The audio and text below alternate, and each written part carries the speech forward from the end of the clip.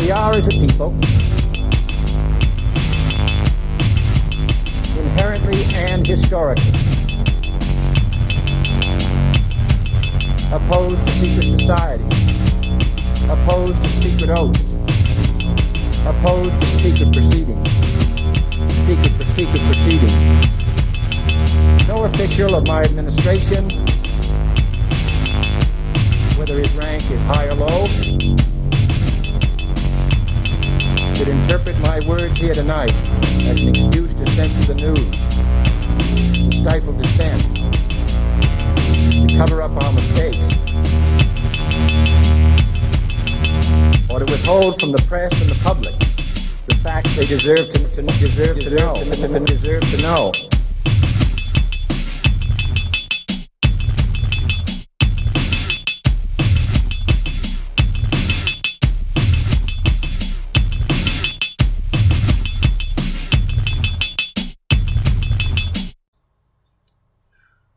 All right, welcome to Conspiracy Corner Podcast. This is Abe, your host.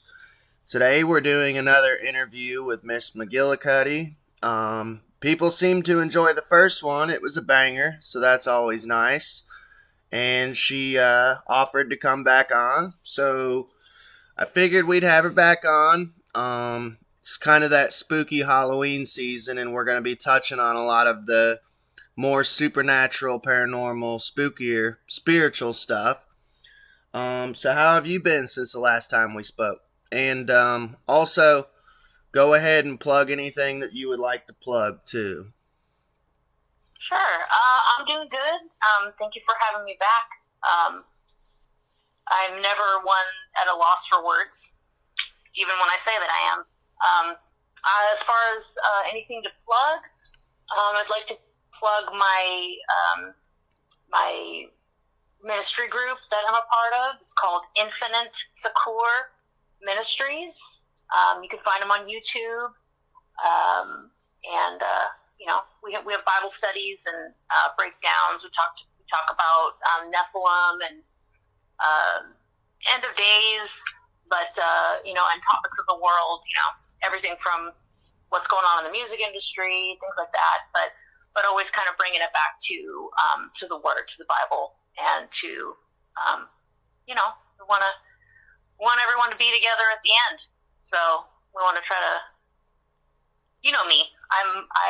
Jesus is my best friend, and he helped me through a lot of the supernatural stuff that we're going to talk about today. So yeah. Awesome, and thank you for having me. Yeah, no problem. You'll definitely have to, because you got my number, you'll definitely have to send me a link to your YouTube channel and stuff. I'll sub to it. Yeah. For sure, no problem. So I guess a good spot to start would be, you said you did dabble with the occult when you were younger. I guess that would be probably the best place to start. So when did that start? Well, when I really started out, getting it into it was, essentially with intent was later in life. But I've been a lucid dreamer since I was a young child, and Grammy used to say that I had a light that would attract things. That's my maternal grandmother, and we talked about it a few times, and I talked about it with my nanas as well, my great-grandmothers, one in particular. And she had specified that a lot of the women in the family would have this gift, and I guess that my dad did as well when he was really young. And the gift, is having, I hate using the word prophetic. We get a lot of that stuff on the internet, especially like, oh, the Lord told me, and right. I'm not saying that he didn't. But we get, I think, having DID helps me understand that sometimes, and with the supernatural world, understanding that sometimes the thoughts we have aren't necessarily ours, which doesn't mean they're all bad, and it doesn't mean that they aren't God. But I would have dreams that were essentially kind of psychic, prophetic. And there wouldn't be, there's a lot of people that cancel out dreams and even sleep paralysis, like we're going to get into. They'll cancel it out because the main science and medicine will say all of the logistics of the technical terms and things that are occurring when your body goes into that sleep stage to keep you from acting out your dreams, paralyzes your body. Which, yeah, that's true, but they never measure or take into account the spiritual thing that's occurring, which is very much why the Bible, there's many times in the Bible and even in different cultures in folklore and fairy tales, where they talk about protection or praying for protection while they sleep. They're not just talking about lions coming to eat them, you know what I mean? It's not, or someone coming to attack them while they're sleeping because they're in a vulnerable position. It's because you're in a very vulnerable position when you're asleep, because your spirit is awake, even though it's awake all the time. You're in that area, you're in that place. And as a child, I would have dreams like that, and I would also have I didn't know they were at the time. I know they are now. But they were astral lucid dreaming. And these are the types where everything, lucid dreaming, for those who don't know, is extremely vivid dreaming where you're in the dream, you're in a dream, but it is so real. It is so real. And in the spirit world, you can, Vicky Joy, what's her name? Vicky Joy, shoot, I'm forgetting her last name. She's been on a number of things. She's a big sleep paralysis person. She had the same kind of things growing up her whole life that I have. Unwanted visits in the sleep world. Some of them are fun. I have memories when I was a kid where you have like these flying ones, right? And I could fly wherever I wanted to. I could jump, and you can feel everything in these. In when you're in that part of our world, which is the spirit world. When you're in that realm, you are. Some people can, some people can't. I like to think we actually all do, because we're all alive. We all sleep. But some people remember, some people don't. For the most part, our brain does remember. We just store it somewhere else. But in these dreams, I would have, so you have the physical astral portion where you're kind of in control of the dream. Everything's really vivid. Everything's really crisp. But I would always get these little odd moments that seemed out of place, that even in the dream as a child, I remember thinking well, what's that about? I would have these dreams where there'd be this involves programming also, I found out later in life, but I had this dream specifically when I was about 7 or 8. And I was one of those jumping, flying, fun dreams, and jumped outside, and I'm jumping and I'm flying, and everything's just so real. I mean, I felt this. I'd never been skydiving or anything. The most I'd done maybe jumped out of a swing, right? Yeah. So I didn't know. Other than that, the sensation was so intense. And I'm flying, but then all of a sudden, this helicopter comes to me, and it's Catwoman and the Penguin. And I haven't seen that movie yet. Yeah. Right?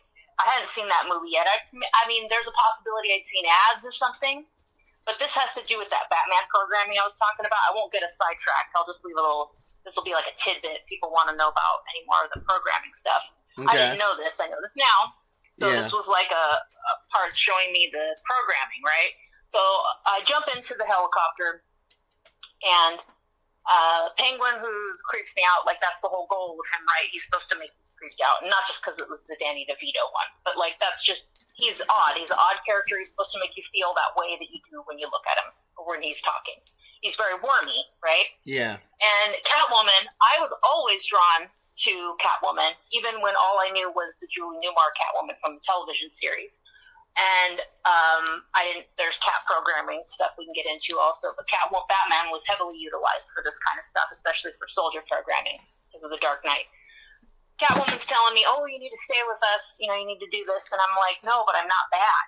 I just kept telling her I'm not bad. I can't be with you guys because I'm not bad, and which is sad now when I think about the programming, what all that is. But anywho, so that was one of the first.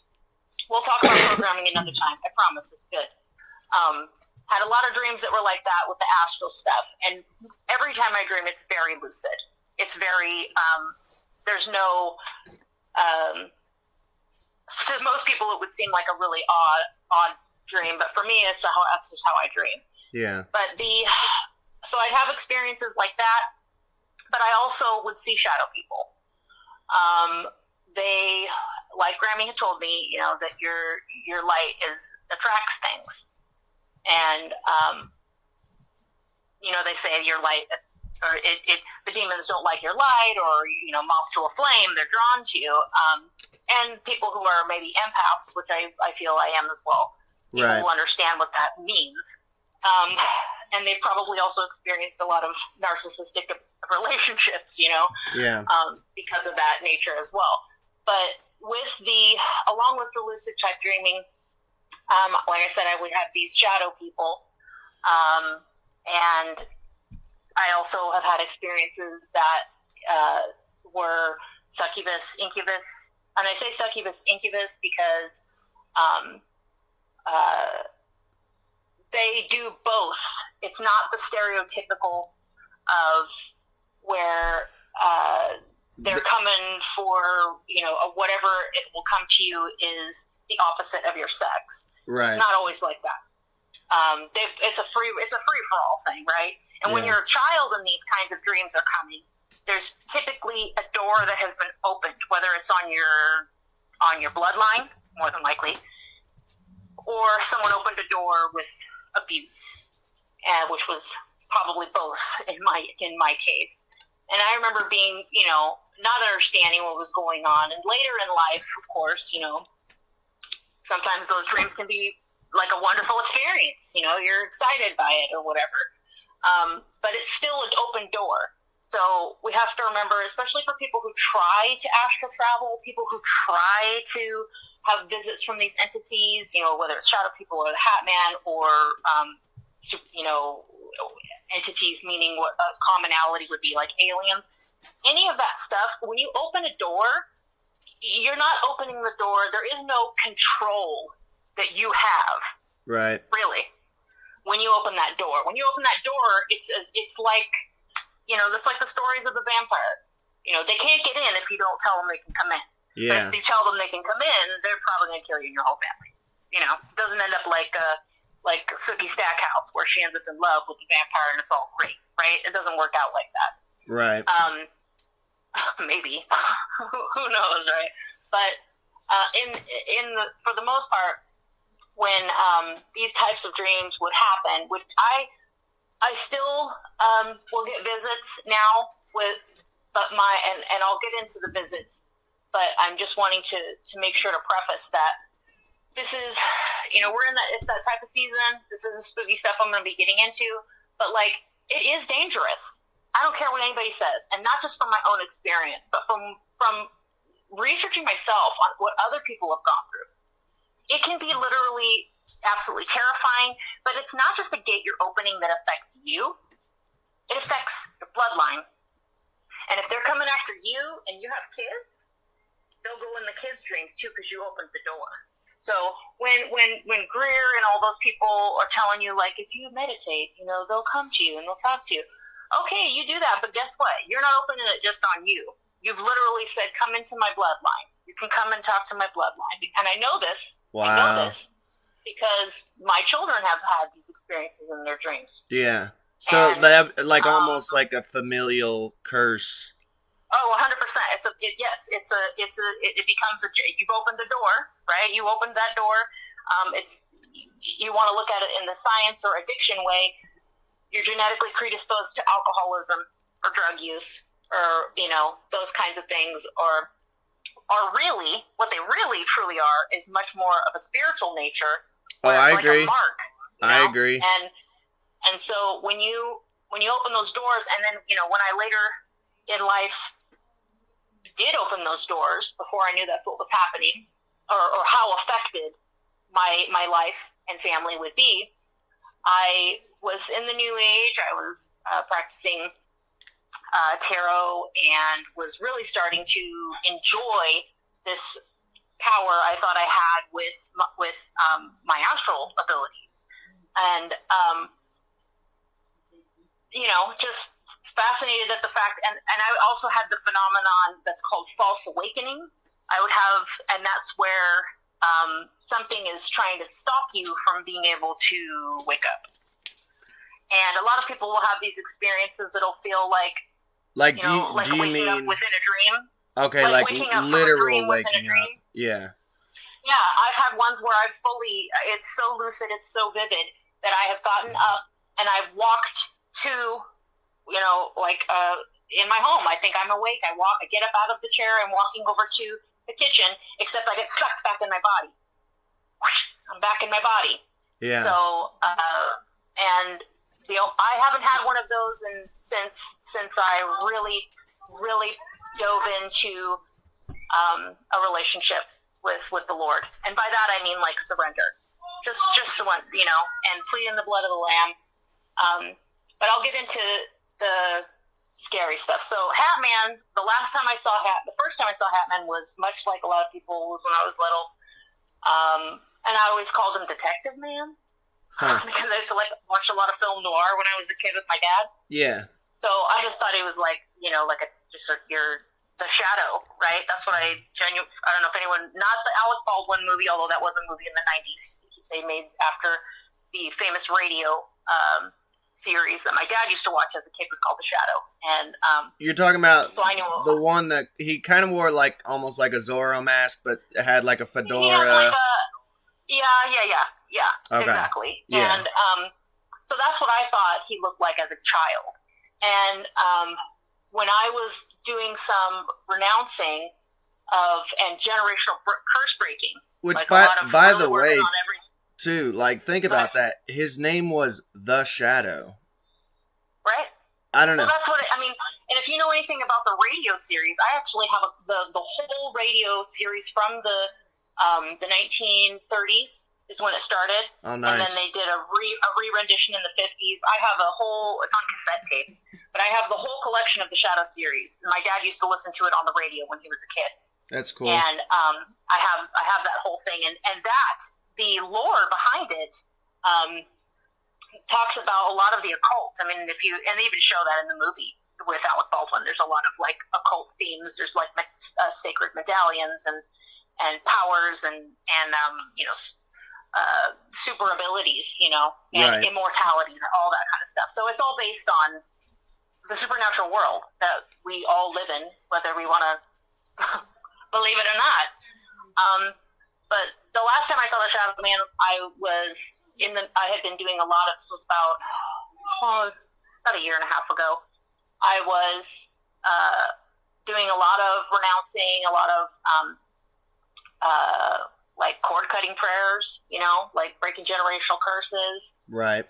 Really getting into a lot of that. And he came to visit me. All I did was take a nap on the couch. I laid down on the couch and I went right into a lucid dream. And I'm laying on the couch and I sit up because I'm dreaming, but I stood up and I was and right when I sat up, I was facing this mirror that faces it's by the door, but it faces a sliding glass door. And he was looking at me in the mirror. He was outside the sliding glass door. And he had a different face. He had actual red eyes. And I could see a face, but I was looking in a mirror, and mirrors tend to distort things in your dreams. It's always red eyes. I couldn't make, but they weren't red right away. They were like this weird, kind of a greenish yellow, and then as soon as it's when I was trying to focus on his face, that was when they turned red, and he was closer to the window, closer to the door, and he had what looked like hands up on the glass of the sliding glass door. And I looked at him and I said, "You can't come in, huh?" In my mind. Yeah. And he was like, "No." And I had this notion in my mind that it was because I had put up hedges of protection on my home and protecting the dream realm and protecting my children, my bloodline, and this was with Christianity, right? Correct. Okay. Correct.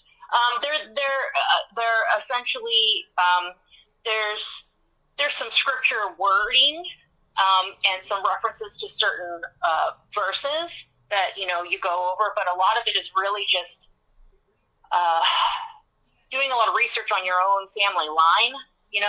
Yeah. If you don't know a lot, you can still be like, I break any ties and oaths to the Freemasons. You can do all those kinds of things. You pray, but yeah. So he couldn't get in, and in the dream, I got up, and I stood up, and he was telling me go to the mirror, and I was like, I'm not gonna go to the mirror. So I went. I didn't go to the mirror. I went over, and I just stood in front of the glass, and I closed the curtain. Mirrors are portals, man.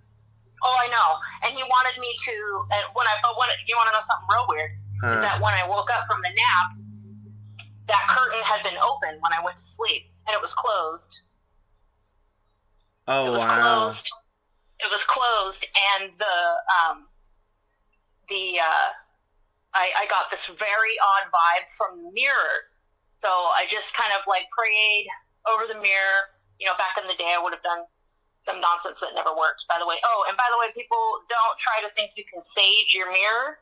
You can't. When you sage your mirror, sometimes, because it's a mirror, it doesn't matter which direction you do it. I know all the witchy stuff with that stuff. When you do that, what you end up doing is you may try to block some stuff, but it actually helps invite other things. And no, it's not all white light that comes through. Also, I know this because I ended up having another mirror I had. Broke on its own. Wow. When I had started praying in the house. Yeah. I wanted to say something about that. My son and I were in the living room, and then all I heard was a that saging stuff too. I go in, and it broke. Yeah. Go ahead. Like even like people who practice like Native American like shamanism and stuff, they're literally laughing at like New Agers and oh my goodness gracious. Because sage, people don't know this. It can either do one or the other. It can either like banish things or it can amplify them. And like Oh yeah. Yeah, 100%. like 100%. all these like white New Agers are like, yeah, just sage it, it'll be okay, and it's or like, even the people like for me, I was still doing that stuff. I was still doing all that stuff when I was really like ghost hunting and stuff. When I was doing all that shit. Oh, you ghost hunted? Yeah. Well, I've had too many of those experiences as a child. Around the same around the same age as I had that silly programming dream. We lived in this house. We moved into this house in an older neighborhood, and this lady next door was just a nice lady, but her friend had originally lived in the house that we were in. I didn't know the story of I was just a kid. I don't think my parents ever told me anything about all we knew was her friend used to live there. And one morning I woke up. It was early morning. I got kind of woken up. Something woke me up. Wasn't a sound. I just woke up. I look up and there's a lady sitting on the bed. Ooh. And she wasn't scaring me or anything. She was just sitting there and just kind of smiling. And was it like a creepy smile? She was no. I didn't get any of that from her. Okay. But I just pulled the covers over my head, and I don't even think I told my mom or anything. But because I would see the little shadow people. They're these really. They move kind of. They're short. They're kind of. They're fast. Yeah, and they almost have like a tentacle-iness sometimes. Like the way they move, it's kind of like a floating thing. Yeah.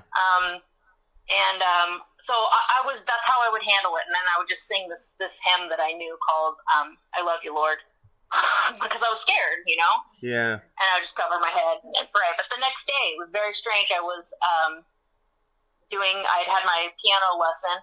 And so I had a piano in my room, upright piano, and I was practicing in there, and it was nice out. So my mom had the windows open. And all of a sudden, my neighbor is standing there at my window, and she has these Rice Krispie treats, and she's like, "Oh, I made some, you want some?" And I was like, "Oh, I didn't take anything from her." My mom came in because my door was open, and she saw, and the lady's name was Mary, and she said, "Oh, I just wanted you to know that Joy just loves when you play. She just loves when you play the piano. She just loves it." And my mom was like, "Oh, who's Joy?" And she goes, "Oh, Joy was my friend. This was her bedroom. She used to live here, but she died." Yeah. And I didn't ask her what she looked like, but I'm just going to tell you that was probably Joy sitting on my bed. Yeah. And we moved around a lot as a kid, so I don't remember. I have to say though, from that is a little bit of a bizarre thing to say to someone just randomly. Well, she was, like I said, she was a nice lady. She was a little bit. You got a vibe of a little bit odd, but I think. Did you guys know her for a while? Any harm? Yeah. We didn't live in I moved around a lot. We didn't live in places too long. Yeah. But in hindsight, I think my mom's innate, like, not taking the treats was a good idea. Yeah. Because I've had a lot of experience in dreams with people trying to get me to eat things, take things, drink things. That sounds like Faye. There's a lot of folklore with that, but there's also, because other people can astral travel, there's also people that want to get you into a contract. I mentioned that before on our last thing. And when you take something, even if you take someone's word, right, you're essentially within a contract. And I'm always reminded, and it's another programming thing, of like Alice in Wonderland. And ever since I was a little kid, I would always be really hesitant when people would like want to give me things in a dream, or if there was food. And so now, if that ever happens in a dream, and I happen to like ingest something, like if maybe it's actually a dream of one of my parts, because that happens too for me. Yeah. Makes things even extra more interesting when I'm trying to decipher dreams.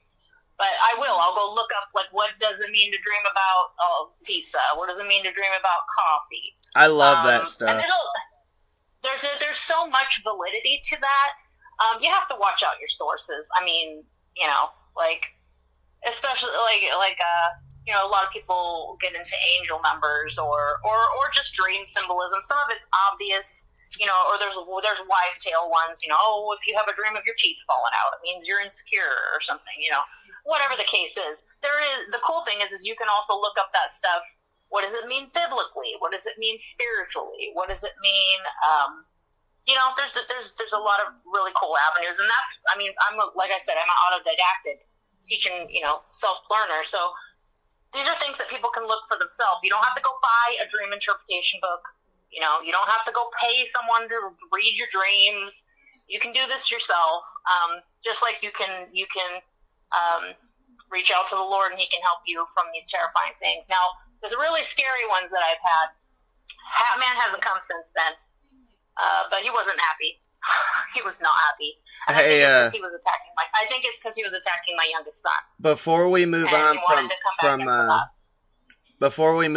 Hatman, though.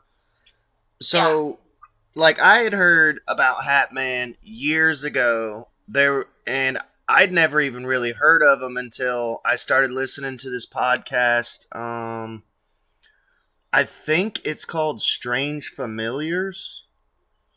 I've heard of them before, yeah. You've heard of him? Or is it Strange Theology? It's not Strange Theology. No, I think it's Strange Familiars. He covers, like, cryptids, paranormal. Okay. But I try to give a proper. Confessionals is a good one for them. Oh yeah, I love them. Good stuff. But I first heard about him there, and here recently I had heard about him again. But here's the twist, though. There's like kids, younger generation. I mean, I'm 33, so like 20-year-olds and under is a kid to me. Yeah. But like there's a younger generation. I shouldn't be saying the word kid. I'm trying to break myself of saying the word hate and kids, because kids is baby They're goats. indoctrinated in. Yeah. I know. Um. Or when people always doing the whole that he's the goat. I'm like, you guys are dumb. Yeah. Right.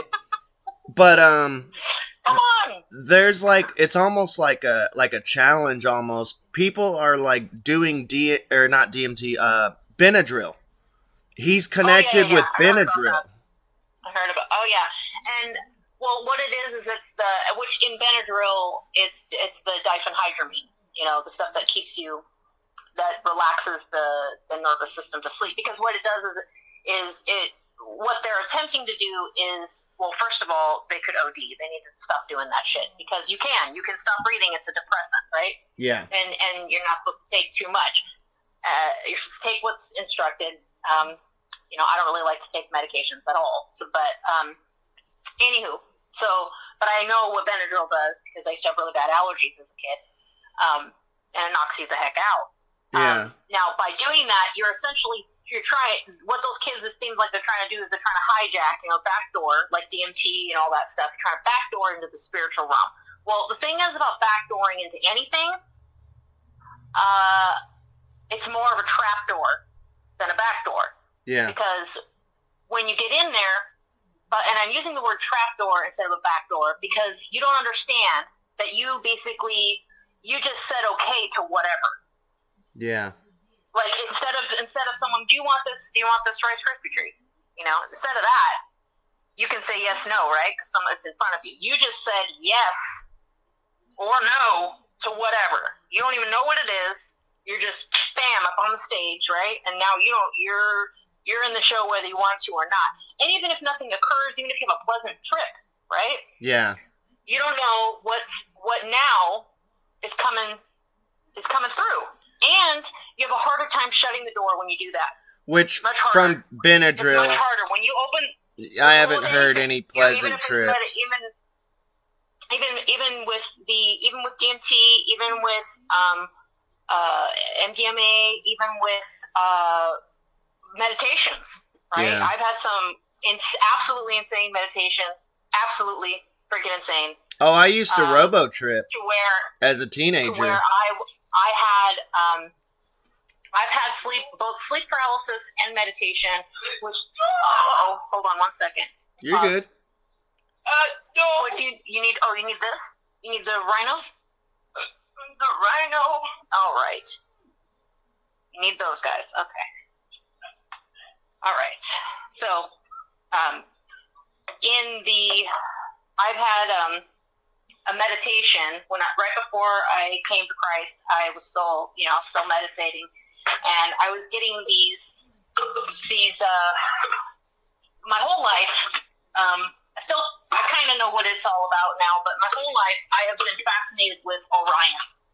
I don't like a whole bunch of space stuff, but for whatever reason, as a kid, I was always fascinated learning as much as I could about the Orion Belt. I found out later in life it probably has to do with bloodline stuff with the Mithras, and that's what? A whole other subject. With the Mithraism. Oh, okay, like the Mithraic cult. Yes. Okay. Which is, that's what connects to all the way down to Rosicrucians and Bruce Curtis.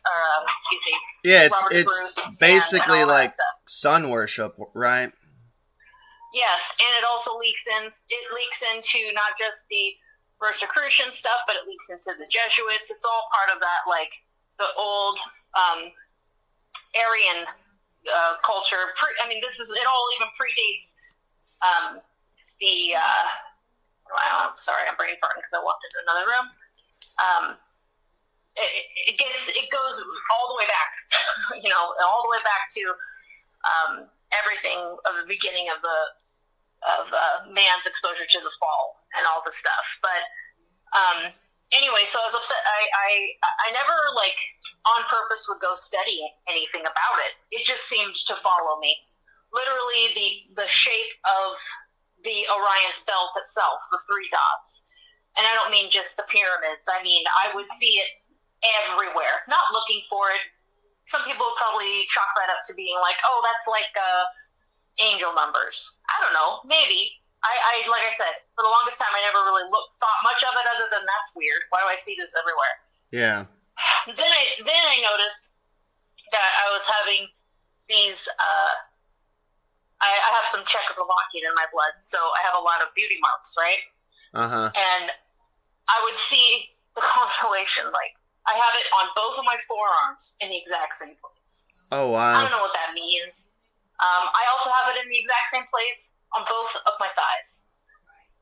Exact same place, exact same size. It's like someone mirrored. It's like almost like if I would. It looked like if you knew you know they're beauty marks, but if you didn't, you'd be like, whoa, why'd you tattoo that? That's weird. Yeah. Because they're so symmetrical. This is going somewhere.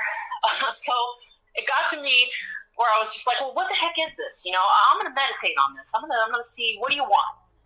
Now, I tried a couple times, didn't really get anything out of the meditations. And then for like 2 weeks straight, this was back when I was still a smoker, on my patio, look at the stars, and the belt would be in the same place every single evening. I'd be out there having sex. The same place. And when I looked up on the charts, I did that whole, there's like an app where you can see where all the constellations are, and it'll show you, even if it's daytime, it'll show you exactly where they are. You just move the pad around and you can see.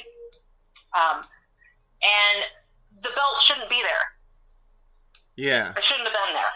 And so I'm like, well, what does that even mean? So, and the detectives in me go nuts and look around But we're spinning through space. Oh, right. Oh, wake up, people. If you know, you know. Wake up. If you don't know, just look it up. Just look it up, But, exactly. So, I get this notion in my mind.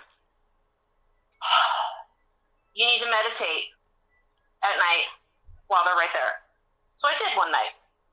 Laid on my living room floor, opened the curtain. Something told me to just light a candle. Mostly just because it was pitch black in the living room. I did so. And I just something told me to lay. I've never was one of those sit up straight meditators, sit on my, on your butt and Indian crisscross applesauce. I would do that sometimes, but for the most part, my body would always want to lay. Do you remember what color candle? It was white. Okay. I chose that on purpose. I was still doing what I was doing at the time. I was just curious. And it had 3 wicks because I wanted triple protection and all that whatever. So I did that, and I specifically, for whatever reason, decided to have the candle between my feet, and I just laid down on the floor on the ground. I don't know how long it took, but in my mind, it was just clear my mind like you always do. Which, by the way, it's not. You don't want to. You want to have a sober mind. You don't want to have a clear mind. You don't want to have an empty vessel. You know what I mean? Because then you run the risk of having whatever. If you're open and you're not protecting yourself, something's gonna come, and something did. So I'm laying there, and I just am thinking. The only thing I'm thinking of is, what are you trying to tell me? What do you want? Tell me what it is that you want.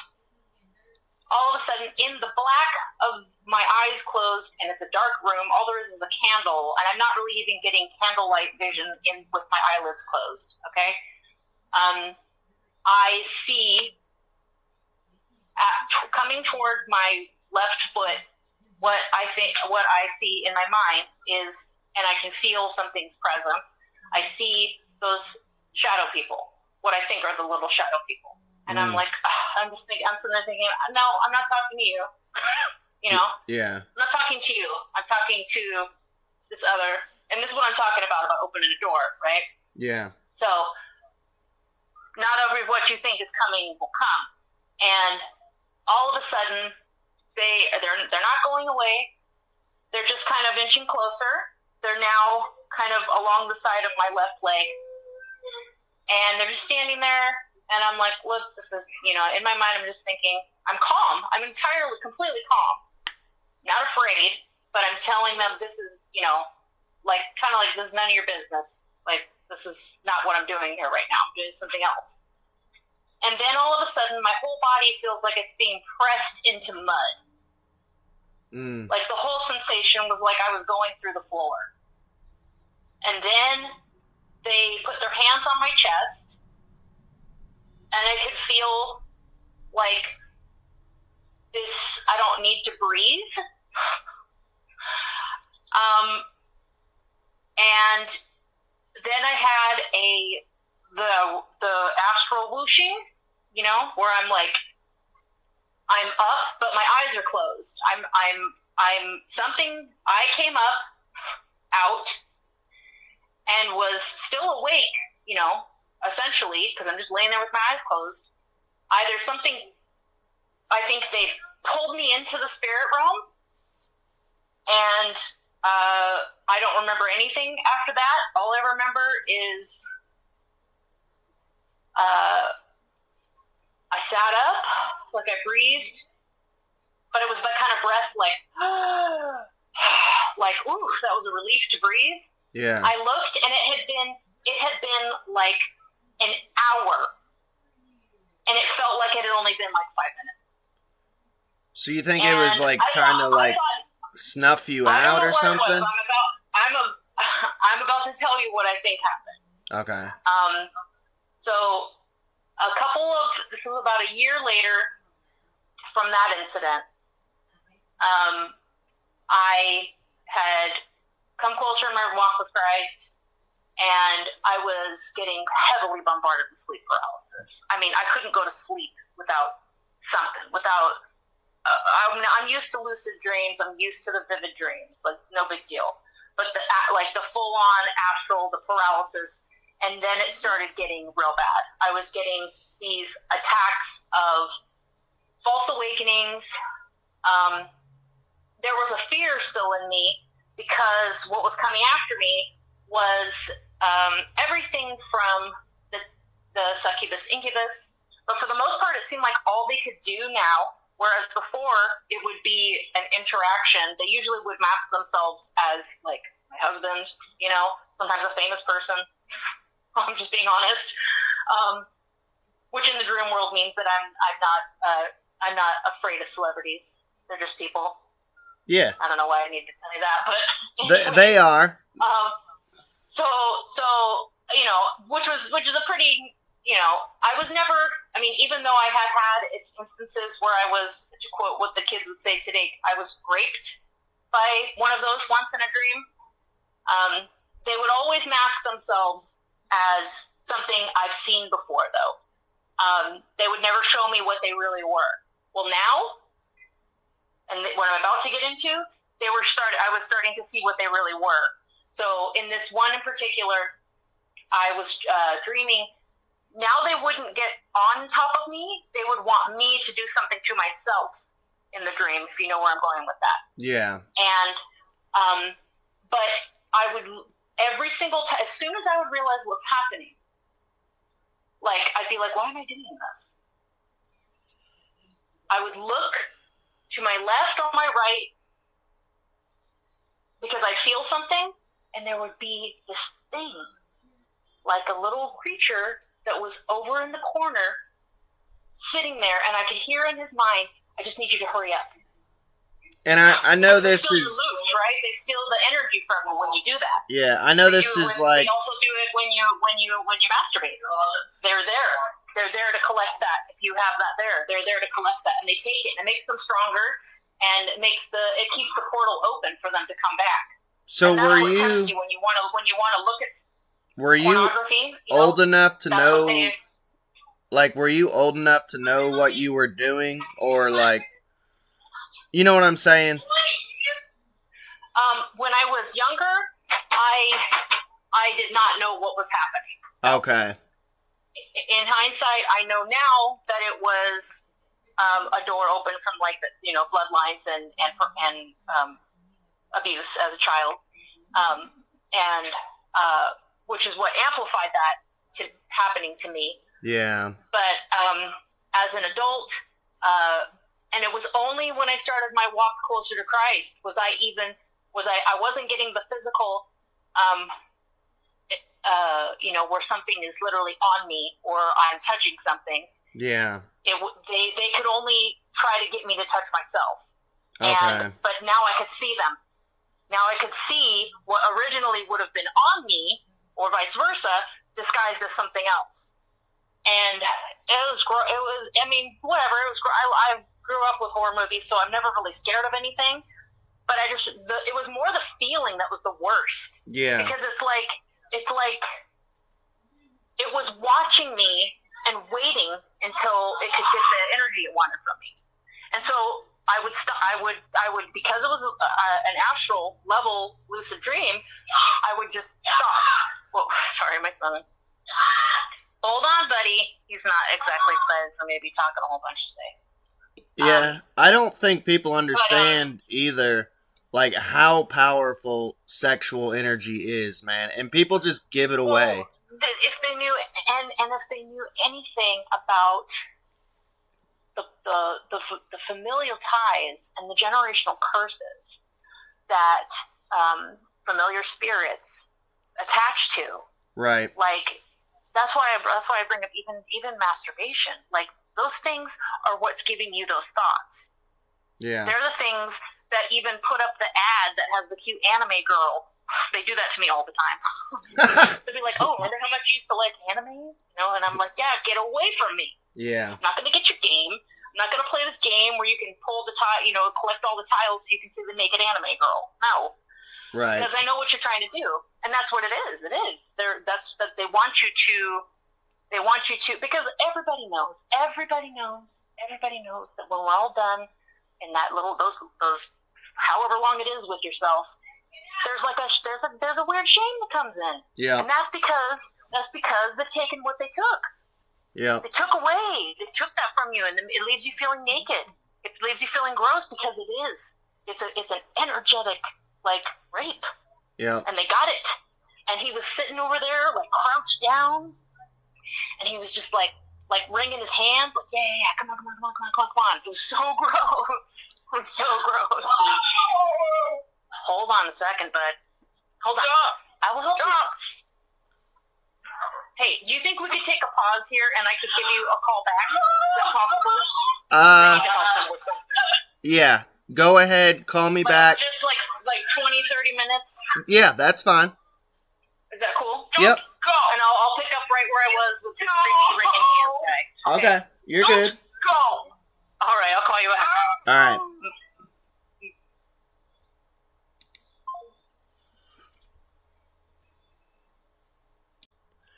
All right, so this might be a part 2, depending on how long this is. We're going to stitch it together.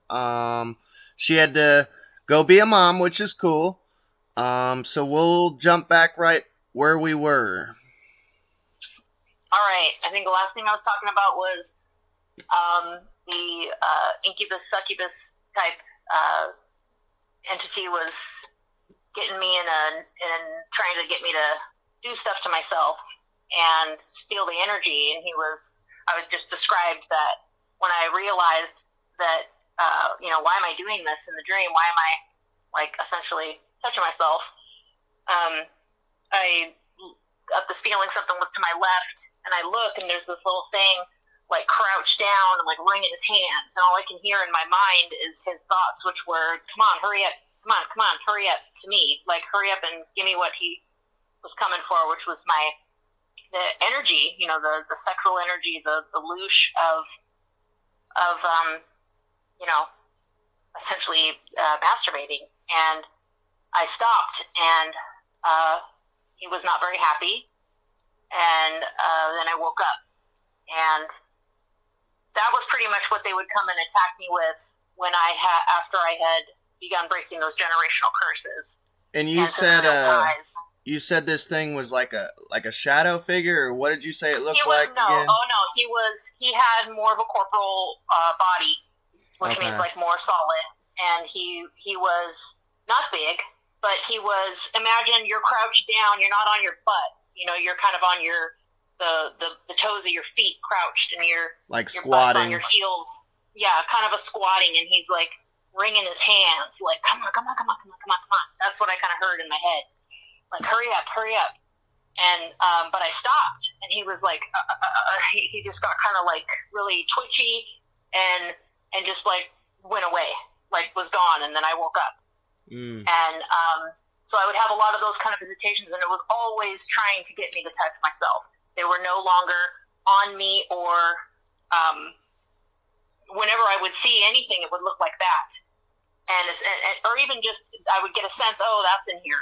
And then I'd be like, okay, I'm not going to do this. I would just be thinking in my mind, I'm not going to give you what you want, because I had this inner understanding of what it was that was happening. Yeah. So had a number of those occur. And they could just be me laying down to take a nap, or full on I'm asleep at night. And, that is what they're after. And like I said before, that is what they're after with masturbation. That's what they're after with pornography. Yeah. Everything. That any time you're doing that, when they pop those little seeds of ideas, those little things, shoot, you could be like myself, you could be reading a paranormal romance, and they'll all of a sudden put the seed, get you wrapped into whatever's happening in some kissing scene, and you get a type of feeling, and then they're like, yay, please give me that energy. Yep. That's what they want, Oh, I know. And the thing is it's a natural act, but it's all a soul tie contract, right? And these things were they were attacking me because of familial ties and abuses and things that had happened to me. And so there was essentially a contract I was unaware of. And then, of course, when we get older and the world comes about as an influence to us, we become subject to our own choice making, right? And but I haven't had one of those. I don't know how long, but I'm grateful for it. I'm grateful for it. I do, not to be TMI, but I don't masturbate specifically. Literally, just from those experiences, I got the clear message, like, this is what they do. Yeah. And this is what they do. This is how they get it. This is how they make sure they have what they say. You've probably heard that term, a foothold. Yeah. Right? It's like a foot in the door. That's how they make sure that they do that. Yeah. That's why we're, like I said before, we're always left with like this kind of a sticky shame feeling afterwards. It's because we've been essentially raped by them, right? Even if it's us doing it to ourselves. Yeah. Which is why you shouldn't feel that way when you're having relations with your spouse, right? Right. You shouldn't have those. That's what makes, like, you and I've talked about how that's a sacred thing. Yeah. And that's because that's the person you share that with, and they can't, especially under the binds of marriage with under God, that protects that sanctity. Well, protects said that energy. They say in the Bible, what is it? You become one flesh, Mhm. Yeah. Yes, it's like and if you will, with the one flesh, it's like you're protected. Yeah. You have become one. There's no opening. You're one now. There's no room in between. Oh, they even like on a. Good luck to all those polyamory people, because that's a whole bunch of gates I can't even imagine. Yeah. Like, when I know on a spiritual level, to each their own. To each their own. But even on why they don't end. Even on like why they don't have these happy relationships. Yeah, and even on like a scientific level, they have literally like it's kind of fringe science, but it's still getting there. They have figured out that there's like a literal genetic like DNA exchange during intercourse. Yes. That it's left over. Yes. So like. And you not only you literally exchange DNA. Yep. With not just the person that you're having sex with, but whoever they've had sex with. Yep. It's very similar to when you have children. As a pregnant mother, yep. Cells are intertwined with me forever, with my children. There are cells of my children inside me, so that's why whenever you hear those terms of like, a mother's knowing or a sense of her children, it's literally at a DNA, it's at a cellular level. And that's really honestly very beautiful. And I think that's why, infidelity or even just fornication, or whatever sexual openness of a life that a person has, that's what makes it even more dangerous. And and then you look at STDs, things like that, and you understand the parasitic nature of that, right? Yeah. Like these STDs are, and then that makes you go into parasites and demons. Are they one and the same? You know, that's why I'm big on cleanses and stuff like that. Yeah, that's a rabbit hole that I've recently dived into. Like the actual. I have a bunch of stuff I'll have to send you on that. Okay. It is so. It's one of those things that's so deep that once you're in it, you're like, everyone needs to swim and understand this. Yeah. like everybody needs to know this, because it's like as soon as you're in there, it's like a fish out of water. It's like you get it. It makes complete sense. Or in a fish to water, it makes complete sense once you're in there. Well, like a good example, like not to take it off the rails, but like like the ancient Egyptians had like toxoplasmosis. If you look too, like they have like cat-headed deities and stuff. So there is a paranormal. I deep dive on toxoplasmosis and parasites, purely based. I really feel like it was kind of a spiritual way how I got to this understanding, but it all had to. This might get us off topic, so maybe we'll get into that cat programming stuff I was telling you about another time. We'll have to do that one for sure, because it's huge. It was extremely fascinating, and it made total sense why anything that involves mind control. I mean, the connections were so undeniable with the concept, like you brought up ancient Egypt and toxoplasmosis and the cats, and that's a parasite, right? So I don't know if people out there don't know that it's a parasite that cats give off in their fecal matter, but apparently they think it's also just like with their any kind of, maybe their blood, their saliva, so when you pet your cat, you're getting bits of their saliva because they clean themselves. Yeah. They're not. It's not just their poop. Okay, that's from what my understanding it is, but it's not. It could more than likely be more than that. Oh, I definitely probably have it then.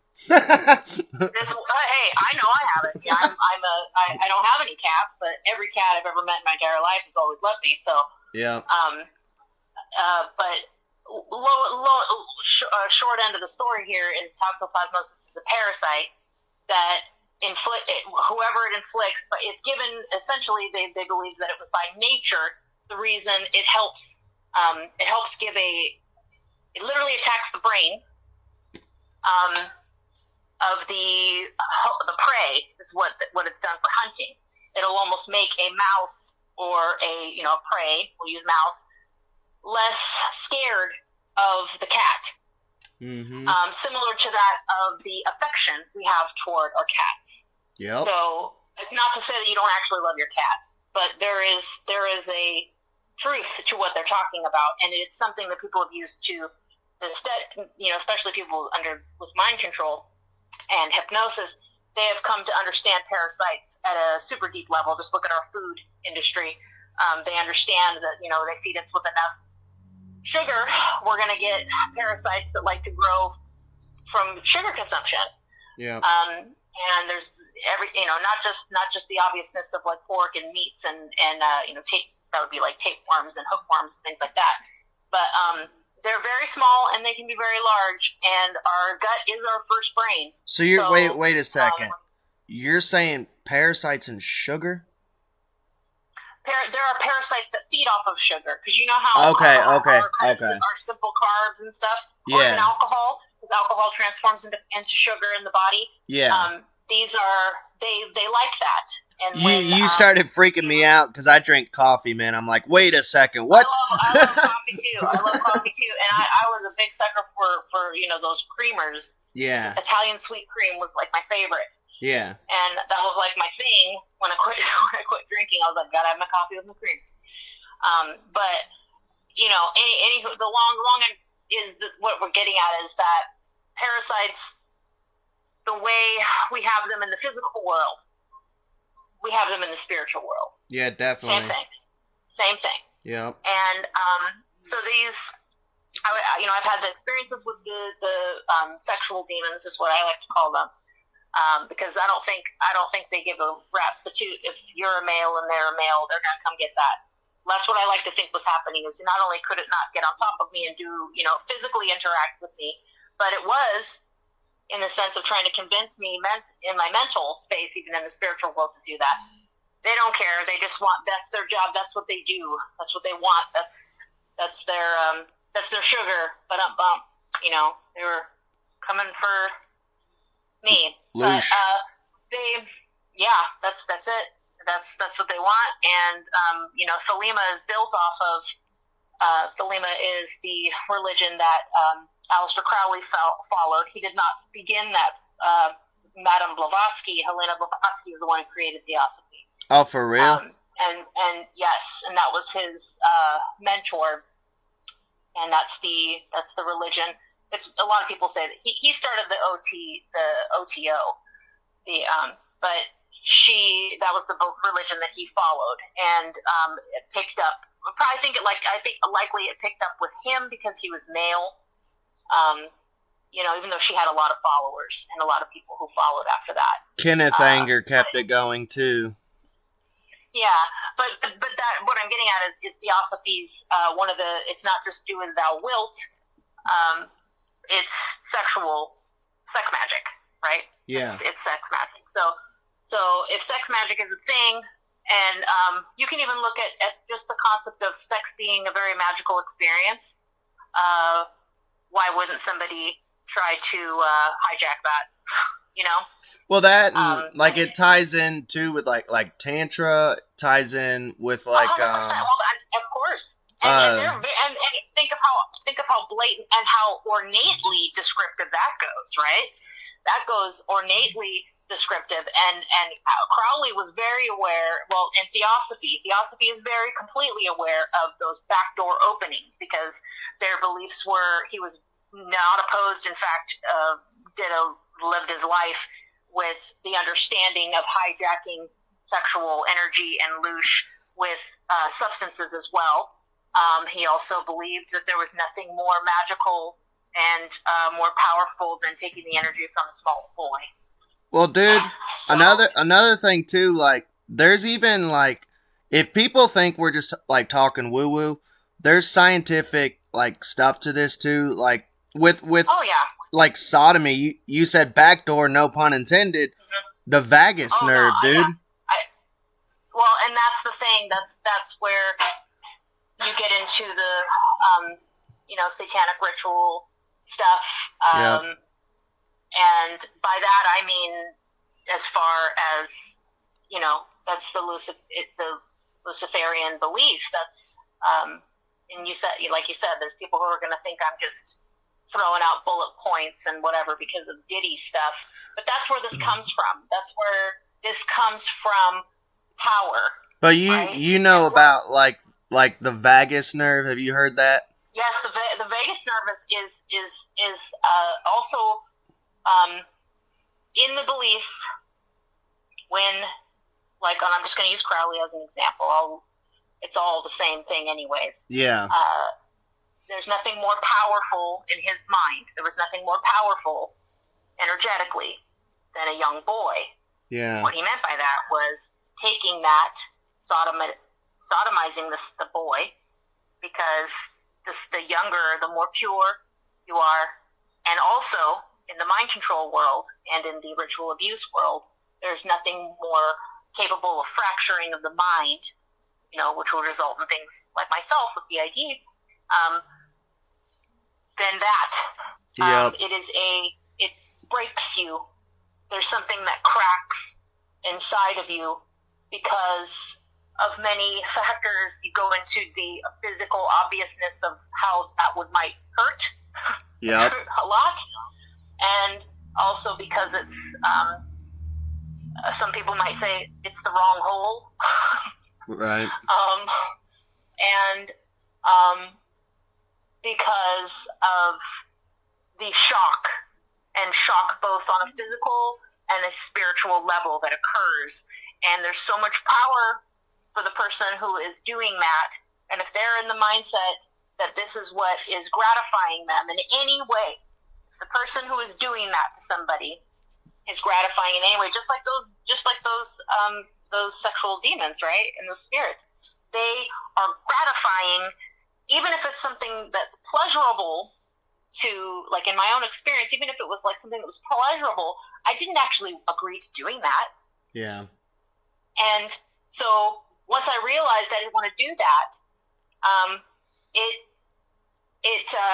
and I realized that this was what it was. Thankfully, I was at a place where I could get away from it, right? Yeah. And a lot of people be like, "Oh, it's just a dream. It's just a dream." No, that's mind control. They want us to keep telling us, "Oh, it was just a dream." Like you wake up from a nightmare. "Oh, it's just a dream. It's just a dream." I'm a firm believer. And I've done some research. I've seen that phrase, ology, used many times. We're given that many times through programming as children through like the Disneys, right? Yeah. So, "Oh, it's just a dream. Oh, that's nonsense, you know? Oh, is it now? No, it's not." She actually went down those damn rabbit holes, folks. You know what I mean? Yeah. So, or Sleeping Beauty programming. That's a whole nother topic. We can go. We should do, if you want. We could do a couple about programming. Yeah. Shoot Disney alone. But back to the sleep paralysis, I was going to tell you about a couple that were very. What I feel, what I've taken from it is that I was delivered from some things. Okay. During this was during the time frame. This was after I had those visit me that pressed me into the floor in my living room and were touching me when I was looking into the Orion thing. So this was after that, but this was when I was breaking curses and when I was aware of what was happening with these sex demons and entities. I had this dream. This was when, so I had this dream where I was in this house. It was not a familiar home. There were no doors. There were doorways, like into rooms. My youngest son was with me, and I was trying to find us a way out. I was not afraid, but I wanted to do everything I could to help him. This was a very scary, very anxiety situation where obviously mom is trying to get me out of here, but I made sure to give him the energy and the calm from me that would keep him safe and have him not be afraid of the fact that we can't find a door to get out of this building. And there were these dogs that were following us, and I'm good with animals, but in the dream I knew that they wanted him, and I was not going to let that happen. And in the dream I noticed a cat, and this cat was wanting me to follow it, so I did. I do believe in familiars and things like that. I in my own experience, there's maybe it's toxoplasmosis, right? Yeah. But this cat, I felt in the dream I needed to follow this cat, so I did, and it led me. These dogs were coming closer. They were literally close to us, but for some reason or whatever, I knew that they were not going to harm him if I was there. But anyways, we got far enough away from them that we were, and this house had no light. There were no light fixtures. There was nothing, just doorless entries into rooms. The only door I saw, though, we get to this end of this hallway, this cat goes in through the door, like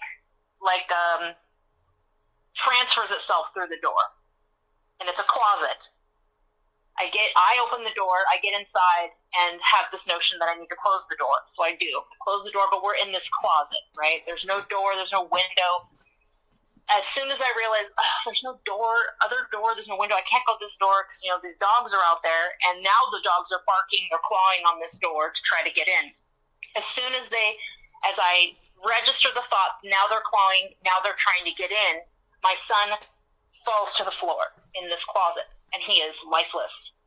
And I hear this voice in my head. It says, "Pick him up, put him on your lap, put your hand on him." And I'm like, what? So I pick him up. All of a sudden, I'm able to sit down. There's apparently a chair. I sit down. He's laying across my lap, his face up toward, he's facing me.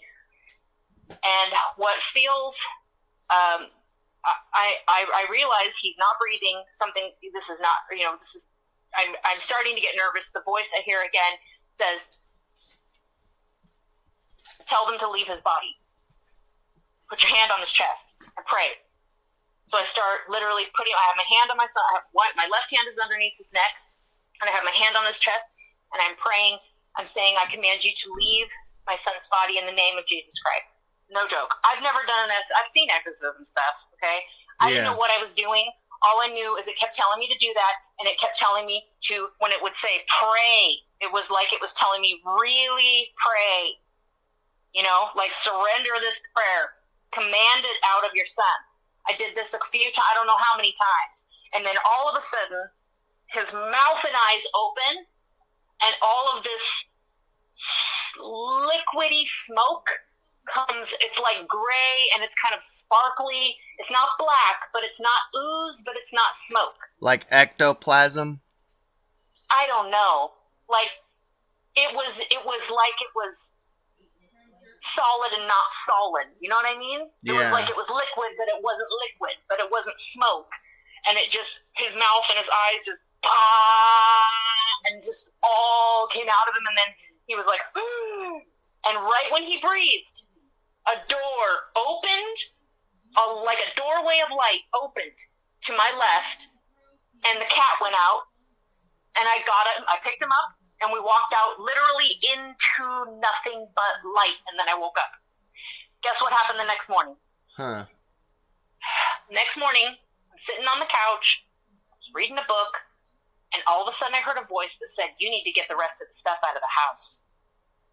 And immediately, I was like, oh, I still have those crystals.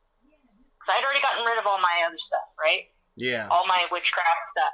And I said, okay, Lord, you know, show me where it is. Show me where it is.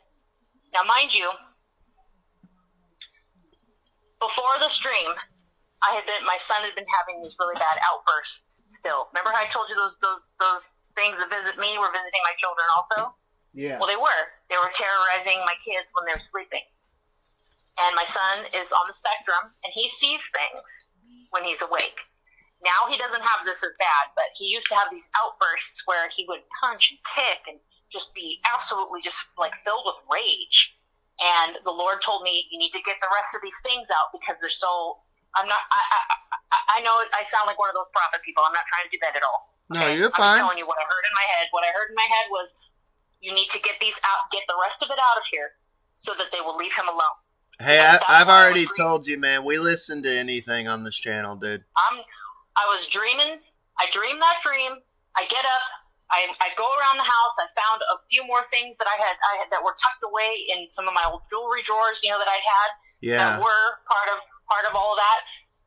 Get it all together, just like I had done when the Lord told me to get rid of all my tarot and everything.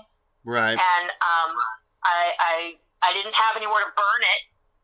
I didn't have anything to anyone, you know. I was like, well, am I going to just put it in this bag? And I just got this notion, yes, we're just going to put it in these bags, and we're going to throw it in the garbage can. And I thought, like, well, I don't want anybody to like get into this stuff.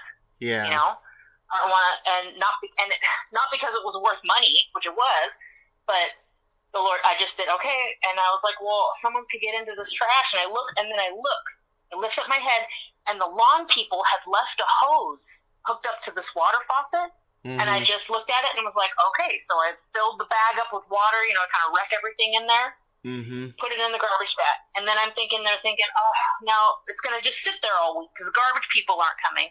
Well, you know, okay, Lord, I did it. I did what you asked, okay? There we go. It's out of the house. It's all out. And I came in the house, rescanned, didn't get a feeling anything else was anywhere. It was all gone. You ready for this? About an hour later, the garbage truck comes on the wrong day. Garbage. That's crazy. Yeah, that's awesome. For real. And ever since then, I don't have that anymore with my son. I don't have any more of those outbursts. Whatever that was came out. Now I had another dream, some sort of deliverance of some kind. This was another one of those attack you while you're taking a nap, Brianna. Just out of curiosity, real quick though. Yeah. Like, okay, you said crystals, tarot. Like, were you messing with anything else, like Ouija boards, pendulums? Like, what else? Spell books? What else were you messing with? Channeling. I was into channeling.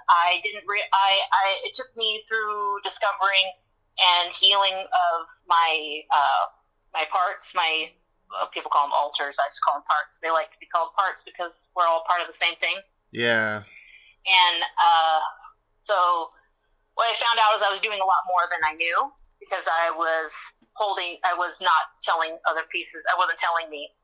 Those parts of me weren't telling me what we were doing. And we were doing a lot of sex magic.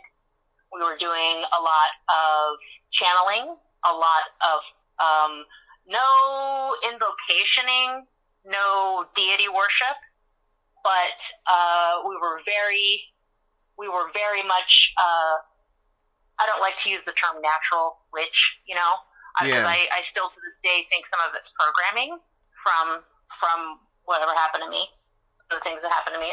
Okay. Purposely creating high priestess altars. Does that make you get what I'm saying? Like purposely creating something that was meant to do those things. Like almost like a tulpa, or just somebody who she's changed a lot since I've been healing. I don't care. I'll go ahead and talk about it. So she was she's a high priestess. Mm-hmm. She obtains, because I always had like knowledge I didn't understand that I already knew. Does that make sense? Yeah, like you were tapping into Akashic records. Certain things. Oh yes, that was another thing, and a lot of what I never considered myself a psychic, but psychic prophet. Those are slightly the same in many cases. I had this like inner knowing, which I know now was discernment, but it was getting warped by especially entertaining anything in the occult. It was becoming warped, because there's a lot of like I'm a goddess and all that kind of stuff. Yeah. And so you get drawn and farther and farther before you know you're not only out on the narrow path, you're going off a cliff. Well, it's like spiritual feminism in a way. Yeah, I mean that's it's the Lady Madonna, right? It's the mother goddess. Yeah. Lady Mary, all that stuff. Gaia, there's many names for the same concept. Ishtar was the same thing. So, but my point is that there was always this inner knowing of something. I know now it was also a familial thing because of the bloodline stuff. When I found out that, like I told you about how earlier about how I had family members that said there were other women that had dreams like that and could had always, the quote was, they just always knew. Yeah. Kind of like someone who you couldn't pull the wool over their eyes. They knew what you were thinking. They knew what you were like literally. Oh yeah. I know. I can do it every now and then. And right. I always joke it's my BS meter. Yeah. It's like try like F around and find out. You know what I mean? I don't think so. Not gonna pull me over. But so this experience that I had. I don't mean to cut short on the high priestess stuff. I'm just. Oh, you're fine. I thought I was getting off point here. So the other experience I had, I was just taking. I'm not a big nap taker. In fact, it literally, I think, was part of this healing process for me, was to go on the journey of, for whatever reason, this one day about little less than a year ago, I was like, I'm going to lay in this recliner and just close my eyes for a little bit. This was when he was still in public school. Right. I closed my eyes. And I don't even know how long I was asleep, but it was a vicious, and by vicious I mean absolutely physically and emotionally intense and sensorily intense false awakening that I lost count of how many times I false awoke. Getting up out of the chair, walking over, getting coffee, sucked back into my body. And that's what it feels like, just sucked back into my body. And then I would also have these experiences where I'm trying to get up. I'm trying to get up and just get up off of the chair. I've had this my whole life, too, where I would be trying to get up off the bed. Like, I could feel I'm in the bed, but I need to get up out of the bed. I need to wake up. I need to wake up. But it would be like my vision, it would be like a black screen was coming down, making my vision, the screen's lowering and lowering and making me have to go down to try to get under so I can get up and get out. So this is going on. I'm not only getting sucked back into my body, but I'm having the vision thing where it's blocking, it's trying to force me to stay in this realm. Like it's shutting a door, like, nope, we're not letting you out. You're going to stay here. So then finally I was like, fine, whatever. I'm just going to stay in this chair. And then I can't, I can't breathe. It's doing that thing again with the breathing. Now, this is bringing me back to those things that came to me that I invited in, right? In that meditation. So I'm sitting there and I can't breathe. And I'm like, just in the chair, not able to, I'm like shallow breathing. Like all I can do is, that's about as much as I could talk. That's about as my lungs would even let me. It's really quiet. Yeah. And I'm like, Lord, please just let me wake up. Lord, please. And I just get this inner knowing. He's like, I'm here. Like, I'm here. Like, I got this knowing of like, we're going to go through this, but I'm here. Okay. Like, all I'm going to tell you is I'm here. When that happens, I feel the sensation of grabbing my ankles. Somebody grabs my ankles and they're holding my arms and they're holding my body into the chair. Like grabbing. I felt the grab. And at that point, all of a sudden I feel like it's not the sensation of hands on my body. It's just like there's like energy, like just floating along the top of up and down my legs, up and down my arms, and then it's like doing this weird thing on my neck. And immediately I hear, command them out of you. It's like the prayer. And I all I saw was the dream with my son. And so I was like trying to say it in my mind, and then I keep hearing this, I get this creepy sensation that says, oh, what do you think you're going to pray? And then I just hear, I'm here. Like the Lord's telling me, I'm here. It's okay. And all of a sudden in my mind, I'm like, I command you to I command you up and out of my leg in the name of Jesus Christ. And all of a sudden, my eyes are open in the dream. I'm still in this lucid astral dream. I'm able to move my right arm, and I go to my knee, and I pull this black thing up out of my leg, and I can feel it like being stretched out of my leg. And then all of a sudden, I'm sucked back into my body, and then I can't move again.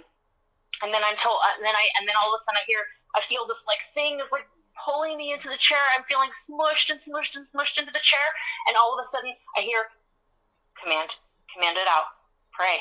I'm right here. And I go, I command you to leave my body in the name of Jesus Christ.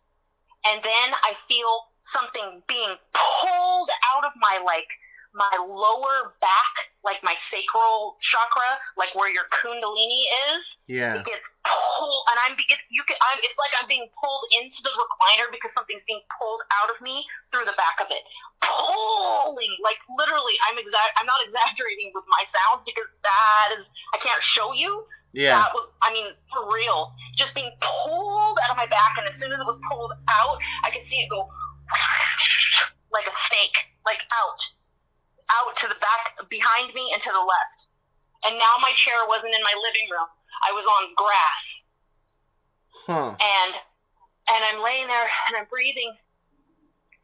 And then two hands grab my shoulders, but it was like two different things, right? I feel it on my shoulders like I did on my ankles and my wrists. Yeah. And something is trying to put a mask over my mouth, my whole head, like one of those fucking black masks that you would imagine are like a hood? The eyes out and the mouth, like the eyes are cut out, and then there's like a mouth, but maybe there's a zipper, like a sex mask or something. Or like an executioner mask. Kind of, yeah. And it's like being put over my mouth, and then I feel a hand like clamp over my mouth, and then they just whisper again in my left ear, and it's like, try praying now. And I was like, what the hell? no. And I can't move, and I'm getting that I can't breathe thing, and now there's a thing in my mouth, and I can't move my mouth. I'm like, and I just hear, I'm here. And in my mind, I just say, I know you're here. Thank you, Lord, for being here. Thank you. And then all of a sudden, the hands, like I can feel, are hot. It was the craziest thing. I could feel hot hands on my body. And I just had this, I just focused that God was here. That God is with me. God is with me. God is with me. He's with me no matter what. Like, no matter what is going to happen to me, he's with me. And right when that happened, my whole body went up and flat. I wasn't sitting like I was in the chair. I just floated up to the ceiling, and everything went white. Just like that other dream. And I haven't had anything like that again. Yeah. I don't know how many things I pulled out of my body. I remember specifically pulling out the thing out of my knee. I don't even know what that means. And then the thing pulling out of my back. But I did it a few times. But like I said, I was having all those false awakenings, and I was getting pulled back astrally into my body. Yeah. So being pulled back like that, I mean, I lost count of how many times I'd been woken up, or I thought I was awake. And I tell you, I woke up. When I finally woke up, I'm sitting there in the chair. I don't even know how long I was sitting there. But my husband woke up, and he comes out, and he's like, "Oh my God, are you okay?" And I was like, "What?" And he goes, you look like you're in shock. Like, what's wrong with you? Are you okay?" And I was like, "I just had a horrible dream. I had a sleep terror." And I told him about it. And it was, I mean, he knows. He's been through, I remember when we first got together, I had this insane sleep paralysis where I was being attacked. I was being raped. And I told you those things would disguise themselves right now. I never had a big thing for Mark Wahlberg, but for whatever reason, he was Mark Wahlberg, and he was beating me up, and he was doing horrible things to me. Oh, wow. And it was absolutely terrifying. I woke up like, and then just crying. That's what some, like, my whole life, those are the kind of sleep terrors I would have. Where I ain't gonna lie. I don't trust Mark Wahlberg after 9/11. Hey, like I said, I have nothing, no affinity, no affection. Yeah. It wasn't because it's like, oh, well, you dress up like Mark Wahlberg, she'll give us whatever we want. It was nothing like that. Well, you know about him and him. you know about him and Seth MacFarlane like dodging 9/11. Did you hear that shit? I know something about. I don't know the whole details. No, I don't. So, okay. Seth MacFarlane, creator of Family Guy, and Marky Mark both somehow missed the flight. They were both supposed to be on the planes that hit the towers. And then they both just, their careers explode. They both end up working together. Yeah. Well, they had too much it's just, what is it? It's the Titanic all over again with the bloodline families, right? Yeah. So it's the same thing. It's that whole. It's not even really a rabbit hole, right? Like with 9/11. Like, yeah. There's just everybody's just waking up. They're out of the cabal spell, right? And there's no way it's a fucking coincidence either. It's like, dude, okay. 100%. Well, think about what was it? It was in 1930 something. Or 40 something when a freaking plane hit the Empire State Building. Wait, it what? It didn't collapse. I didn't hear about that. You can Google. You can even Google it. You don't have to DuckDuckGo or anything. You can even Google that, and you can see photographs of it. There's people like standing in the floor with the plane poking out of it. Yeah. And that building didn't collapse, and and that was built before we're building earthquake-proof buildings. Oh yeah. So there's too much. There's just too much. And then you could even go down the evilness of the messiness of what was it, 2 days before Rumsfeld, Don Rumsfeld's coming out and saying that like $2.6 trillion is missing. Oh, I'm yeah. not sure what happened, blah, blah, blah. And then, of course, it ends up being afterwards, now we're going to go fight the axis of terror, and we need 2.6 million. We got it. How do you get the same number? You know what I mean? Robbing Peter to pay Paul. 100%. And then you take into account the collapse. You know, I remember I was pregnant with my older both my twins when that happened, and I woke up that morning early, like I was essentially on bed rest. But I turned on the TV, and I thought that we had just left a movie on or something the night before. Yeah. Because I see a fire in there's the Twin Towers on TV. I'm like, what movie is this? And then right when I'm standing there, and right after I say out loud, what movie is this? The other plane hits. And I'm just like, what the hell? Like, what is going on? Because it was 6 o'clock our time, so this had just happened. You know, the first hit, and they've already got it on, and then the second plane hit. And just the whole, I mean, it was a national trauma. You know, this is how it works. Like, even down into that's our quote reality world, is these traumas, much like the parasites, right? Yeah. This is how it all. It's all the same. This is all of our experience. You know, a lot of people have heard we are spiritual beings living a human experience. That's essentially, we are spirits. We are living in this timed life, right? You know, we only have so much time in this body, and so much time on this physical plane in 3D, whatever you want to call it. Right. But really, what's going on, it's not just our dream world. It's not just the sleep paralysis time. This is happening all the time. We are able to intersect with it more. I have in the dream world, but it doesn't. What I'm getting at is it doesn't make it any less real. I have come to the conclusion and trauma. I have come to the conclusion. This is how deep I've gone, to where the point of like, and I heard this from someone else from PsyOp Cinema. Have you ever checked them out? I know what you're talking about. They have a theory that every horror movie is a small psyop. Well, here, I mean, let's put it this way. I told you earlier how I'm on board. I'm on board because when you look at, like, I'm a writer. I love to read. I mentioned paranormal books earlier. I love every when you come up with a quote fictitious story, right? Yeah. Much like I'm just going to use Harry Potter for just whatever reason, right? Just because it's like occult and all that. Right. I'm not saying that Rowling is like,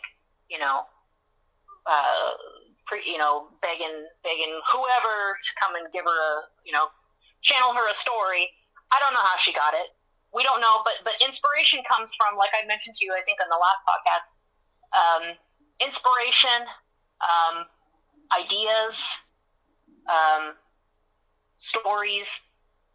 Where do they come from? It's like psychology. Where do our thoughts come from? And I'd mentioned to you before, you'd asked me once, well, how do you know it's the Holy Spirit, Yeah. when it's talking to you? How do you know when it's, back in the day, when I was into the occult, I thought that some of these thoughts I was having, certain thoughts, I thought they were like my ancestors or spirits. Now I know that they were parts of having DID. But I also know when they are, negative entities just trying to get you to do something fucked up, Yeah, influence. But that's the thing. It's like, what are you being influenced by? Kind of, what's the intention behind whatever it is? Now, I'm not saying that in a whole. I'm not going to say I haven't seen the Harry Potter movies, know them by heart. I'm not going to say that I haven't read them, know them by heart, because I have. Yeah. But I'm using that as an example to be like, I'm not saying she's dumb. I'm not saying it's not possible. Okay. But that is an absolutely rich feeling world. Yeah. Right? When you're in that world, it's like, oh, that's that part of England where Diagon Alley is. It's so real. It's like Tolkien, right? This is when we had orcs. This is when we had Middle Earth. I mean, it's so tangible, and I think it's because it is coming from somewhere. might be a little twisted, tweaked and twerked here and there, right? You think But like Akashic there's record an or? energy. I think it's whatever you want to call it. I think it's coming from from my experience. I feel, and from my perspective, I feel like it's coming from the spirit world, Yeah. right? It's coming from influence that. It's not that we can't have beautiful ideas, and it's not that we can't write beautiful poetry. It's not that we can't do these things, but there's a level when you want to get into, and I'm drawn to the macabre. I always have been since I was a little girl. Always Same. drawn to the macabre. I know now it's because of my bloodline. It's because there's something that has put a mark at one point on my bloodline, and so I'm a target. Okay? I'll say it. Say it like that. I'm like there's one. Let's go get that one. I think I would be in a really, if I didn't have a relationship with Christ, I think I would be a very, very great, awful, dark, horrible team player for the wrong side. Yeah. And I'd be horribly lost. And I don't think that's what, I think I genuinely believe that I'm like the generational curse breaker. Oh, Like, I get it, because it gets thrown around like chosen one. It gets thrown, everybody goes, everyone's a chosen one on this. Oh, I'm a first. I joke with Sammy all the time. I was like, I joke with her all the time. I'm like, dude, I would have been the perfect CIA agent, man. Well, here's the thing. That's the gift that you have with your discernment is you can sniff that out. Yeah. Right? Yeah. You can sniff that out. You're not going to be easily swayed.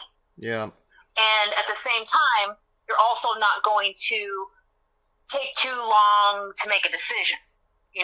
Like you're not going to be easily swayed. Meaning you're stubborn, but not so stubborn that you'll take too long to listen to both sides and before you realize they're both the same lost pieces of crap. Yep. And you shouldn't be listening to either of them. Yep. So when it comes down to,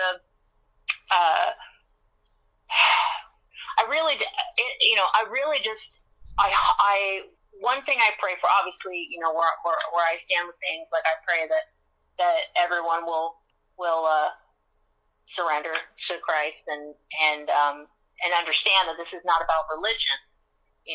That this is about what kind of world we live in. Yeah. And what's really going on. And I think that understanding some people aren't strong enough. And some people are not strong enough to go and be like, well, I want to learn about the occult. Some of them aren't strong enough to not get effed over. Like to be strong enough to understand, to be able to see, like my personal journey, to be able to see where you're going to go too far, you're going to get stuck. You're going to get pulled in. And by pulled in, I mean, do I think people should be Masons? No. I mean, I think there's a genuine populace of Masons who never get to the level of understanding what's actually going on there. Right. Same with like Illuminati. Same thing with the occult. Same thing with people who are using the Lord's name in vain, and by that I mean people who are up there preaching and who are doing horrible things to kids on the weekend. Like there's a level of knowing the truth. Yep. And once you know the truth, you have a decision with any truth, and that's to okay. You can know the truth and then do nothing with it, or you can know the truth and want to tell other people, whether it's warning or whether it's a positive thing, right? You want them to know the truth. And my personal experience, people can go ahead and say, oh, well, that was just your experience. I'm doing great with my witchcraft. I'm doing great with my Hail Marys. Okay, well, I just want people to know that we live in a spiritual world. There's no ifs, ands, or buts about it. I mean, you want to, like Aleister Crowley himself said, today we call it demons. Later we'll call it something else. Yep. He knew what they were. Aliens. He knew what They'll call it aliens tomorrow. You look at his entity. If you look it up, look up his entity. I'm brain farting his name right now. Lamb. But the Lamb. Thank you. You're welcome. You look at and what a name. Well, hang on a second. Hang on. Like Christ was the lamb. There was Lamb and Iwas, but one of them looks like a gray alien. Yes, that's where I'm getting at. Yeah. And that's who he had summoned at his property in England, famously purchased by a lead singer from Led Zeppelin later, and was horribly haunted. And he got anyone who came to visit him there at that house. All I can say is if it was Led Zeppelin and purposely bought the house, that makes sense to me. Why Dark Side of the Moon matches up with The Wizard of Oz. That's all I'm saying. There's no coincidence there. I've listened to it. I was high one time and I was sober the other time. And you watch that movie along with that, and you tell me there isn't some sort of coordinated intent on whether it was. Because I believe mind control and manipulation and propaganda are also spiritual, right? It's the same reason why with remote viewers, obviously people who essentially have, quote, gifts, like someone who's a remote viewer who can do those things, it's otherworldly, right? I mean, they used to call it what did they used to call it it wasn't called supernatural. Superhuman is what it used to be called. Okay. In like the 30s and 40s. They used to call gifts like that were superhuman. Yeah. Because it was more than quote unquote human that you were doing. That's because we live in a spiritual world. A lot of the people who have these gifts or have they were plagued by sleep paralysis stuff. There is a physical science explanation for what's occurring in the body, but it does not negate, it does not cancel out whatsoever the fact that they don't even study what's really happening on the spiritual level. We can see what's happening with the body, right? It's like someone who's having a seizure or someone who faints. You can see they're right there in front of you, they fell and they fainted, right? But you don't know what's going on inside. You don't know what's going on inside because you can't see inside their body. And don't get me started on how science is really just magic and alchemy.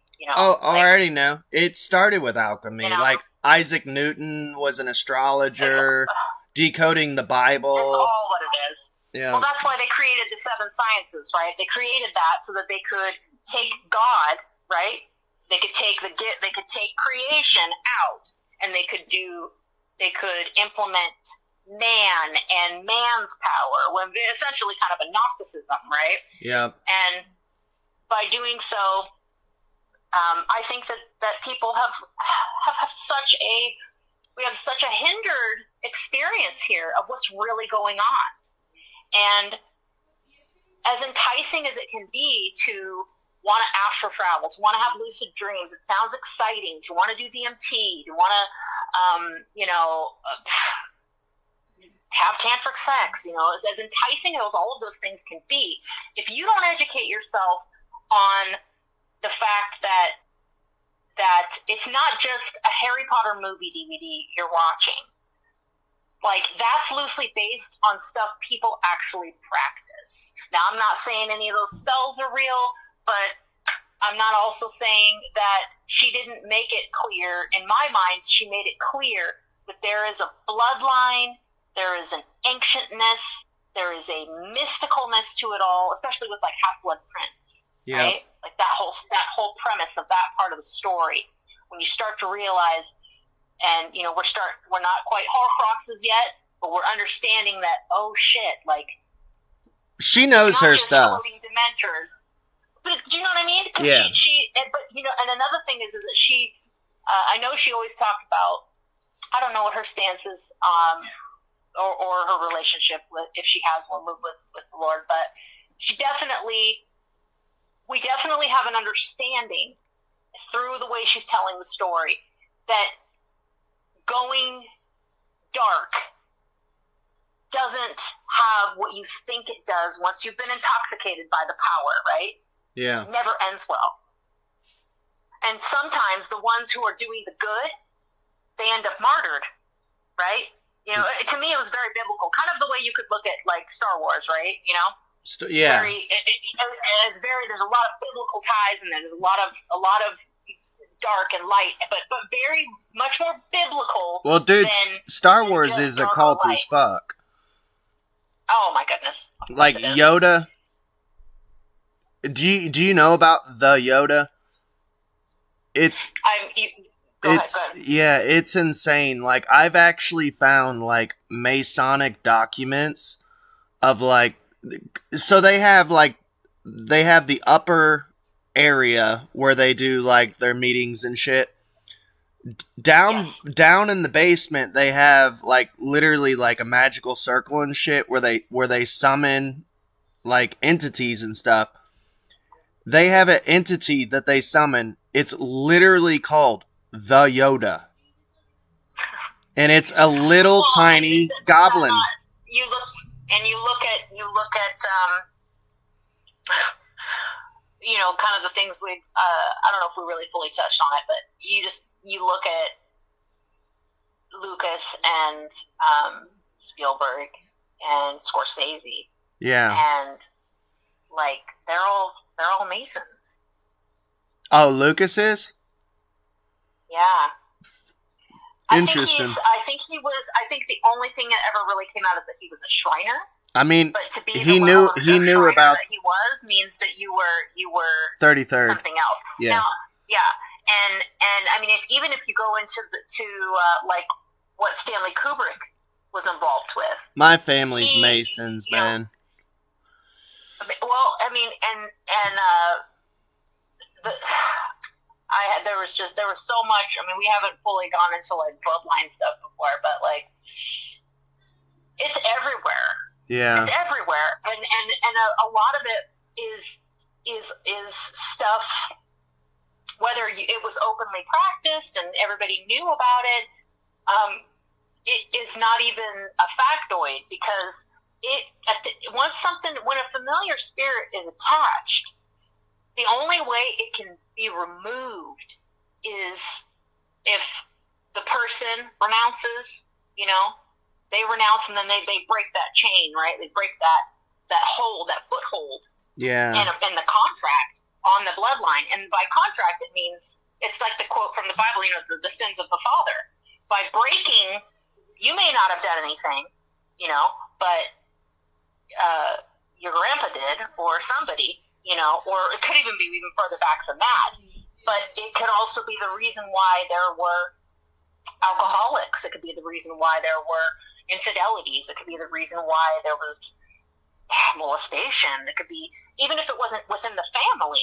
You know, it's weird how, let's say hypothetical, it's weird how each generation it seems like some kid gets molested by somebody. Why is that? Yeah. Well, it's because something is attached in there that wants to get them young. Oh, like it is so sad too, because like I definitely believe in like family curses, like, because my ex-wife, like, her family curse was molestation, and I know for a fact my family curse is like physically abusing like your children. And that's something that me and all of my brothers have struggled with. We were beat as children. We've struggled with not beating our children. You know what I mean? But like, you beat yourselves. Huh? In a way, right? Like, I apologize if I'm being assumptive, but like with, you know, you're a friend of Bill. Oh, so, you say we like, beat ourselves up? Beat yourself, yeah. Yeah. However that be. Yep. Figuratively, you know. Yep. So that's usually a tell sign of the curse breaker. Yeah. Yeah. The curse breaker is usually an internalizer. They can be strong as hell, but they can also be they can be the internalizer, and eventually, with my own experience may be different than other people's because of, although I firmly believe that internal family system, which is what I kind of prefer to think the idea to be, just because I don't like disorder. I'm like, well, how is it disorder? Like, duh, I have like a bunch of parts, but what I'm getting at is with an internal family system, it's a little more complicated when you come and you find out like how, especially with the things that I found out. When I found out not just, and before I found out I even had parts, it was when I was finding out like bloodlines and what is this? Where does this come from? Where's the root of this? You can still renounce these things if you can't find the root. Say you don't have a lot of family records or something, and that you can still help break that curse. But when you have, like you were saying, like people when there's these generational things with parts, sometimes the people who were the abusers have parts and they don't know, and they have an abuser part. It's like a hardwired abuser part, and without getting into too much detail, like I know that was the case for some of my abusers. Yeah. Maybe they never knew, and maybe they'll never know, and that part of like this spiritual experience mixed with my reality has made it even more so why I lean in on my relationship with Christ. No, I can't see Christ, but I can feel him. He has saved me, and he has been there. I'm not alone. I'm right here. Yeah. That's a comfort that I can take from something that is so undescribably scary, and that's just the sleep paralysis stuff. But even memories and things that I've been through, I just want people to know, like, and having been an addict, and having had substance abuse issues, and having done really crappy things too, myself, I've done crappy things under those opening those portals and of the addiction, which all were coming and they were made manifest because of something that had happened to me, but also because of something that had happened in my bloodline somewhere. And and all of that affects us. And it can be very overwhelming, especially for people who are like, wow, listen to these people talk about all this crazy nonsense, Yeah. This is fun popcorn, let's eat some popcorn, listen to these crazy people. Well, the thing is it's real. Like, when Alex Jones goes off and he does his, like, and they're eating babies, they're goblins, when he's doing that, like, I'm gonna be real with you. He's not lying. Oh, I know. I know. He's great.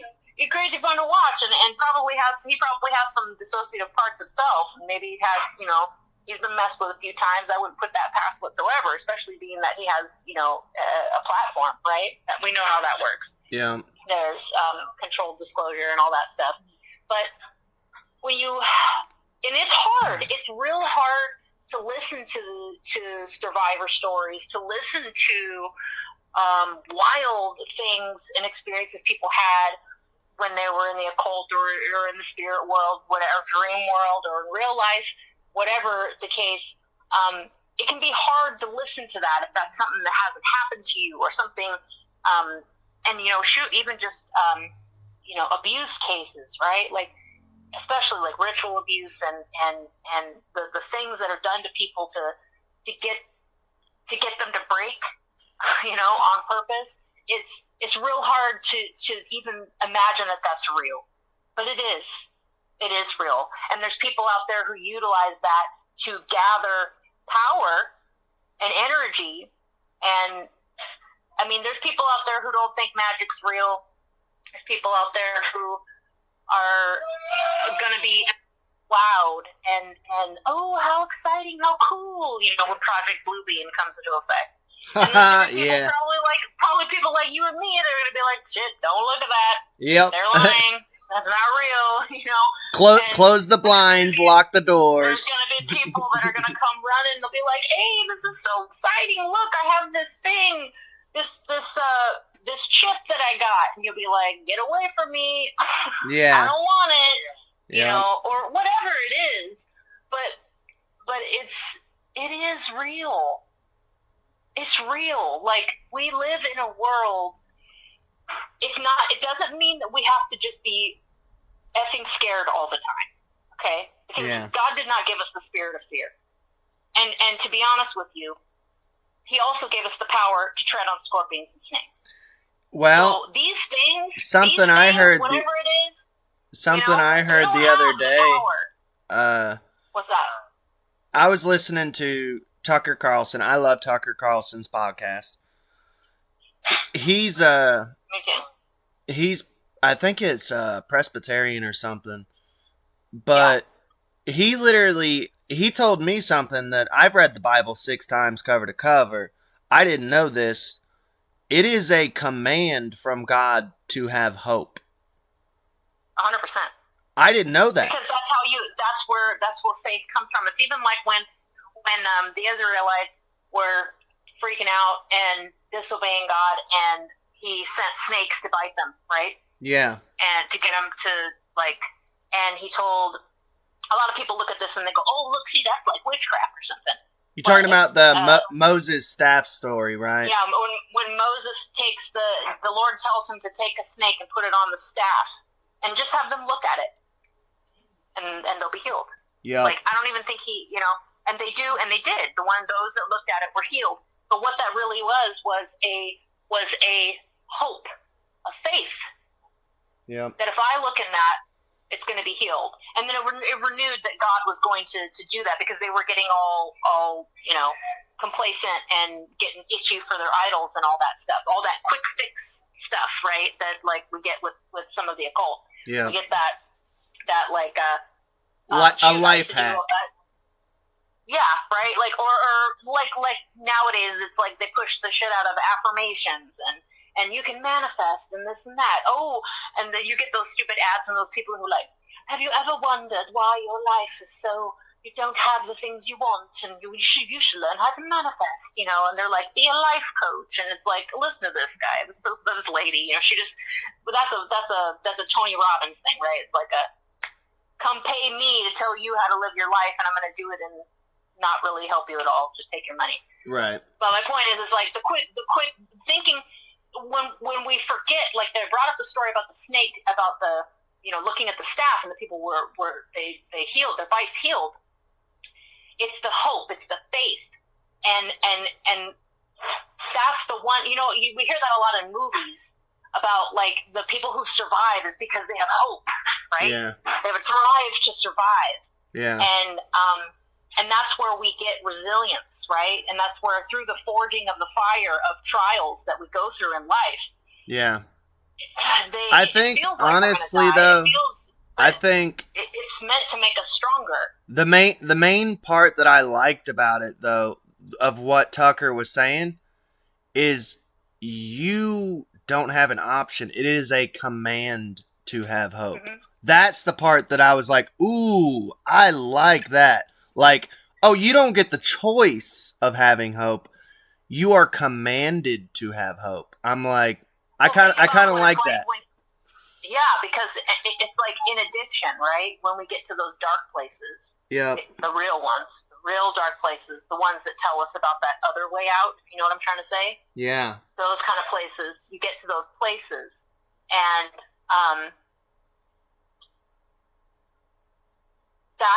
those are the places where the hope.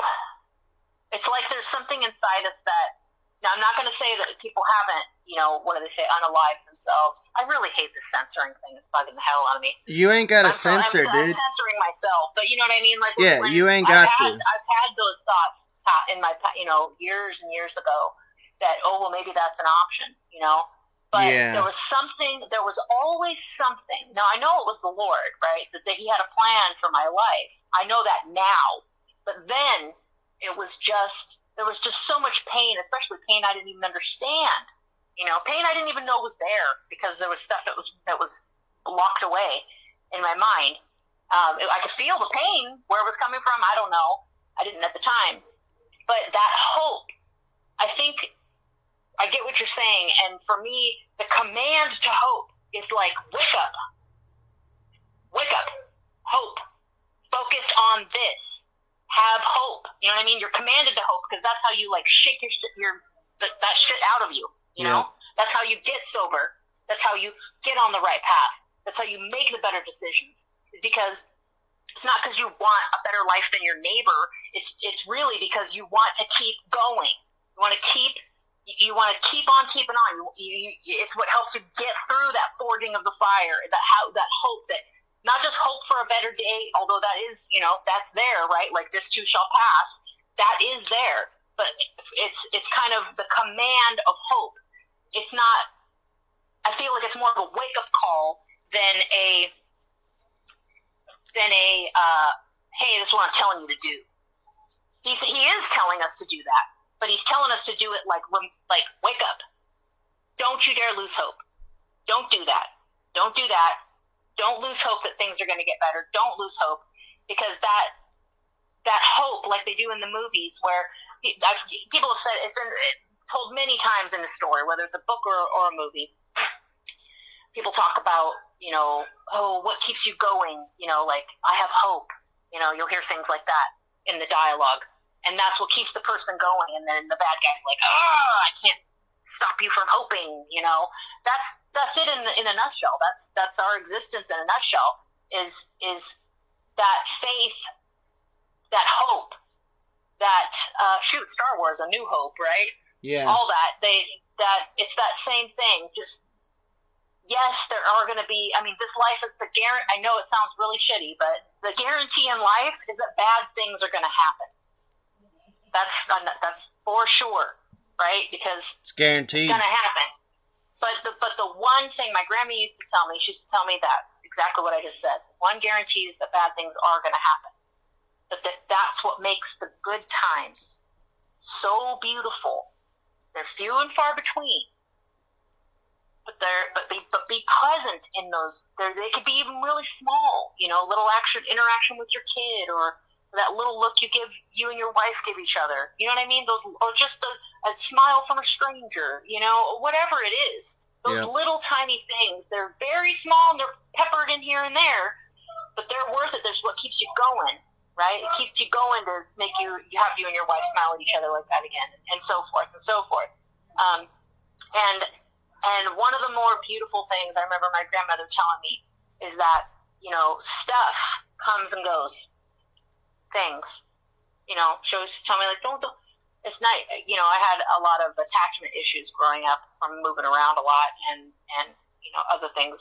I think my grandmother always kind of knew something had happened to me, but maybe not knew exactly what or who or whatever, any of that stuff. I don't know. Right. But, she sensed something because she herself had been abused growing up. And, but where I'm getting at is that she always used to say, stuff comes and goes. And that means the tangible things of this world, which is why when you focus on having all the yachts and the money and the this and the that and whatever, it's pointless, right? It's like it's a pointless case. And it's nothing. And the Egyptians are a great example of they believed you could take it all with you, but it's funny how it all stayed here, Yep. But it all goes back in the box. What you can keep with you that nobody can take is your memories. Nobody can touch that. Nobody can touch that. And then now, in hindsight, like, it's very deep what she was telling me.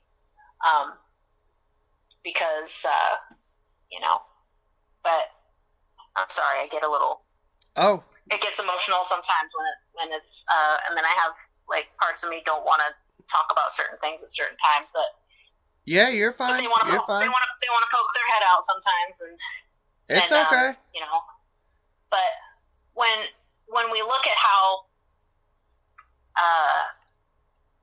the way things are going now, we've got all this.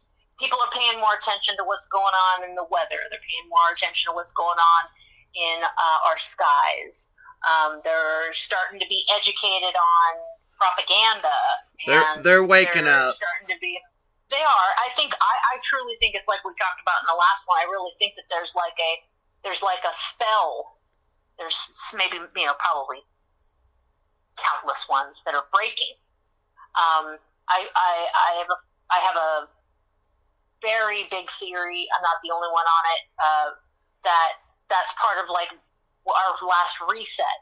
Whatever happened there was some kind of a spell that was put on people. And they really just They just really went for it. I have to say this, like, it is bittersweet to me because I've been doing the conspiracy game for like almost a decade now. So I'm happy that people are finally starting to wake up, but there's a part of me of like, oh shit, there goes my job. But you know what though? Yeah. It's like that thing you mentioned about, if I can, and I'm sorry if I ever seem like I'm a quick to give advice or whatever. I don't mean it by that at all. It's just part of, parts of me that are trying to relate to the situation. But like, look at it this way. Part of me was ready to jump out and say, you did it first. But when it comes down to, you figure you knew it first, it's like the I told you so. Yeah. But if you look at it this way, it's like that CIA thing. You're like, oh, I could have been a really good CIA guy. Well, the thing is you are the BS sniffer. Now, just remember, like, I truly believe, and I think even secular people feel like something is going on. Yeah. Right? Like, there's something very, very end, right? Very climactic is occurring. Yep. And with that, just know, I really believe, and I'm not trying to get sappy here, but I really believe that you don't give yourself enough credit. Maybe it's trauma, maybe it's like scar tissue from growing up the way you did in a certain type of way you did with religion and whatever. But I really believe that you would be a huge tool to help a warrior in helping people see, helping them understand. Now, I understand that people are waking up and they're starting to see these things, and you've already known these things for a long time. But remember, there's so many people who don't.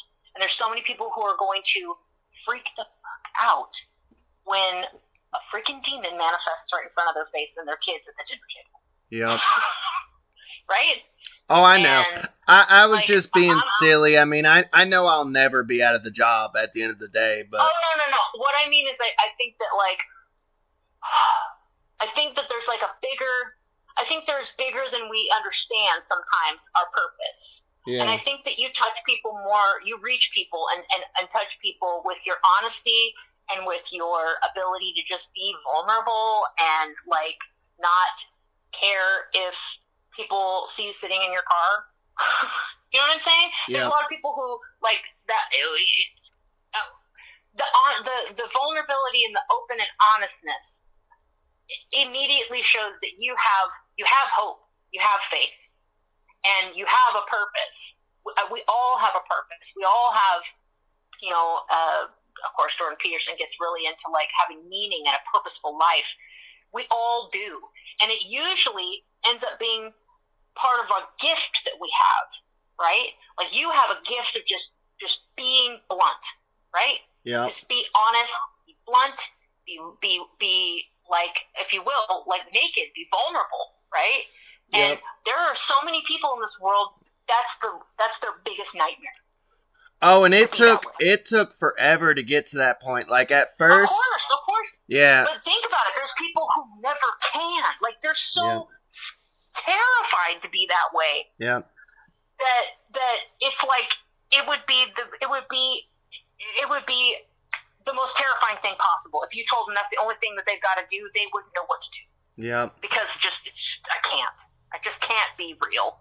And it's heartbreaking for me when I see that. And yes, I it's not like I've always been, I'm a new being, now, but our purpose, it's in us. And I'm not saying I think that someone's purpose is just to be the guy that cuts lettuce at the Taco Bell.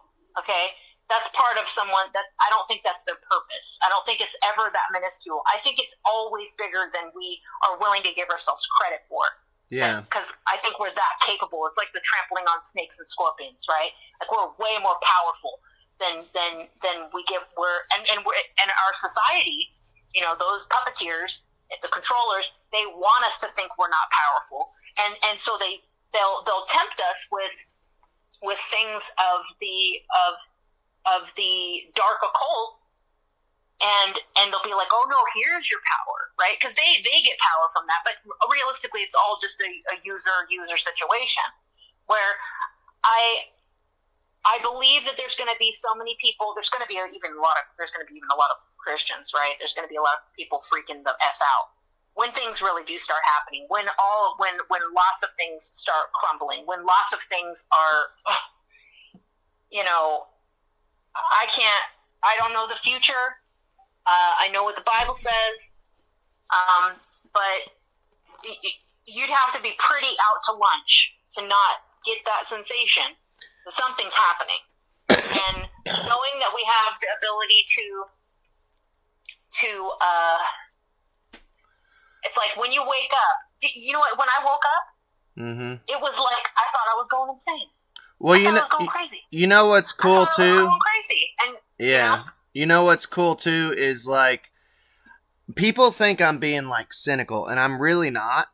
But like, okay, what really did it for me was like the COVID-19 shit. I was like, oh shit, here we go. At first, I took a year off from my podcast. I literally shut down the channel for actually, I think it was a year and a half. And I was in and out of mental institutions because I was freaking the fuck out. But I had to go through that. And once I came out the other side, and I'm not being cynical, but there's almost a part of me of like buckling into a roller coaster. Like I'm almost excited. Like, let's do this shit. 100%. Yeah. No, I totally know what you're saying. Like I am prepared in the sense that I really wholeheartedly, all of my being, have faith and trust in the Lord. And there are so many things in my life that have brought me to that place of surrender. And when I think of these end times and the controllers and the puppeteering and the lies and the just the matrix, whatever it is, all of it, right? Like all of the insanity. Yep. I'm still calm about it. Yep. And I take calm in it because, number one, no matter what the topic, no matter what one of those or any of the things, there isn't a whole lot everybody can do to stop it. Yeah. Right? So once you understand, okay, like this is a part of some sort of plan, right? This is all a part of some sort of plan, and it's all happening. How do I, like I mentioned, does a demon manifest at the dinner table, whatever. I'm fully prepared to shit hits the fan, right? I'll just throw out a scenario, like I'm out getting the mail with my son, and all of a sudden some neighbor who I don't know comes running over, and she's like, there's a black demon, there's something monster chasing me. I'd be like, okay, well, here we go. This is real, and guess what? You know who can help you and help that thing leave you alone is Jesus. I don't know. I'll probably ad-lib it. I'll pray, hopefully the Holy Spirit will speak through me real quick. But I'm seriously fully prepared. Yep. Like, and then this could be, I know there's programming and parts of me, I have a lot of like soldier stuff. I have, I told you before, like, my ex would be like, your mom hits like a man, I didn't know she could fight like that. And I don't like going around, I'm not like going around fighting people, although, punched some holes in things before and fought people before. That was when I was not sober, and there were other entities coming through my gates of alcohol that I was letting through. Yeah. You know, and all that. But in me, as far as end of days, I don't particularly rely on a rapture. And to be honest, as long as my children are safe, I'm ready to full on like fight shit. Yeah. Like I'm fully ready to go forage for mushrooms and fight the neighbors for dandelion leaves to eat. And I probably help them first. But like it's weird because my husband and I finally watched that Leave the World Behind. What'd you think, dude? Okay, well, I thought at the end, I was like, my husband was like, "That's it," because you know how I'm not gonna spoiler alert it, but Yeah. you know, what I knew going in was only what I'd kind of heard, and I'd never even really paid much attention to it. Yeah. Because we've been covering it on this channel. We've been doing deep dives, man. When I heard that the Obamas were in on the financing as well as on the literal directing of the movie, like down to the script and everything. They're making That's what I'd heard before, and then I heard, there's a lot of Easter eggs and there's a lot of propaganda stuff in it and this and that. Well, yeah. Watching it, here's my takeaway. Watching it, I was like, oh, okay. So what this is let's make this movie so they'll infight. That's what I got. Okay. Because they really, to me, I felt they really portrayed, it was, and I think they're pretty good points. If the Obamas were involved in it, yeah. Why are they using the Obey company? Why are they using the energy weapons? Okay, well the Obey company. No, I know about that rabbit hole. I know about that stuff. Yeah. But when it comes, what I'm getting at is that's a lot of red pill stuff for some blue people to put out. So what I think that was all the Easter eggy kind of stuff, like the way the title was on the movie poster. It spells ball. Yeah. You know, bail, and all that kind of, and then you even turn in the fact of, okay, look, why is it all like racist? What was that even for? You know, and then like why is Julia Roberts really fucking annoying? Like, yeah. I found myself not able to like be immersed in the movie, and I feel like it's because I'm so awake. Yeah. I remember my husband looking over at me and he's like, "Man, why are these people so?" He's like, "I'm watching this and I'm like, man, they're like just acting." And I'm like, yeah, it's because we're awake. Yeah. Like, we're realizing they're just acting. But also the fact that Kevin Bacon's character, who was your standard prepper, right? He was like your supposed prepper. Why is he acting like he is from? No offense, I know you're in Kentucky. I'm just pulling out of my. I'm from Florida. Like he's from Kentucky, but, you know, I just mean you're in Kentucky. Yeah, yeah. Why is he acting like a standard prepper from Kentucky? You're stereotypical, not standard. Excuse me, stereotypical. I know what you're saying. From Yeah. Kentucky, when he's living in a $1 million plus house off the island of New York. Right. Yeah. He wouldn't be all like a hick. He wouldn't be a hick. For real. And so I was like, so that's what this is. I get it. Like I wasn't at all tricked or scare tactic into. The only time I ever got worried was when the poor son's teeth fell out. You know, I was like, shit, man. And I look at my husband and he's like, why is his teeth falling out? And I was like, it's probably the energy weapon. And then it turned out to be the energy weapon, right? Yep. Because the kid was the only one who was saying his ears are hurting. Yeah. And but that's something, you know, that's the weaponry that they use. I mean, just look at Maui, look at all this stuff, man. Yeah. But another thing I took off of it is the way they used Friends.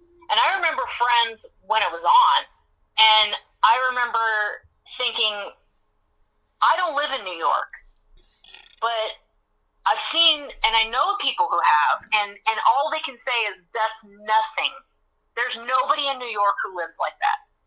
Nobody who has this group of friends and they have, you know what I mean?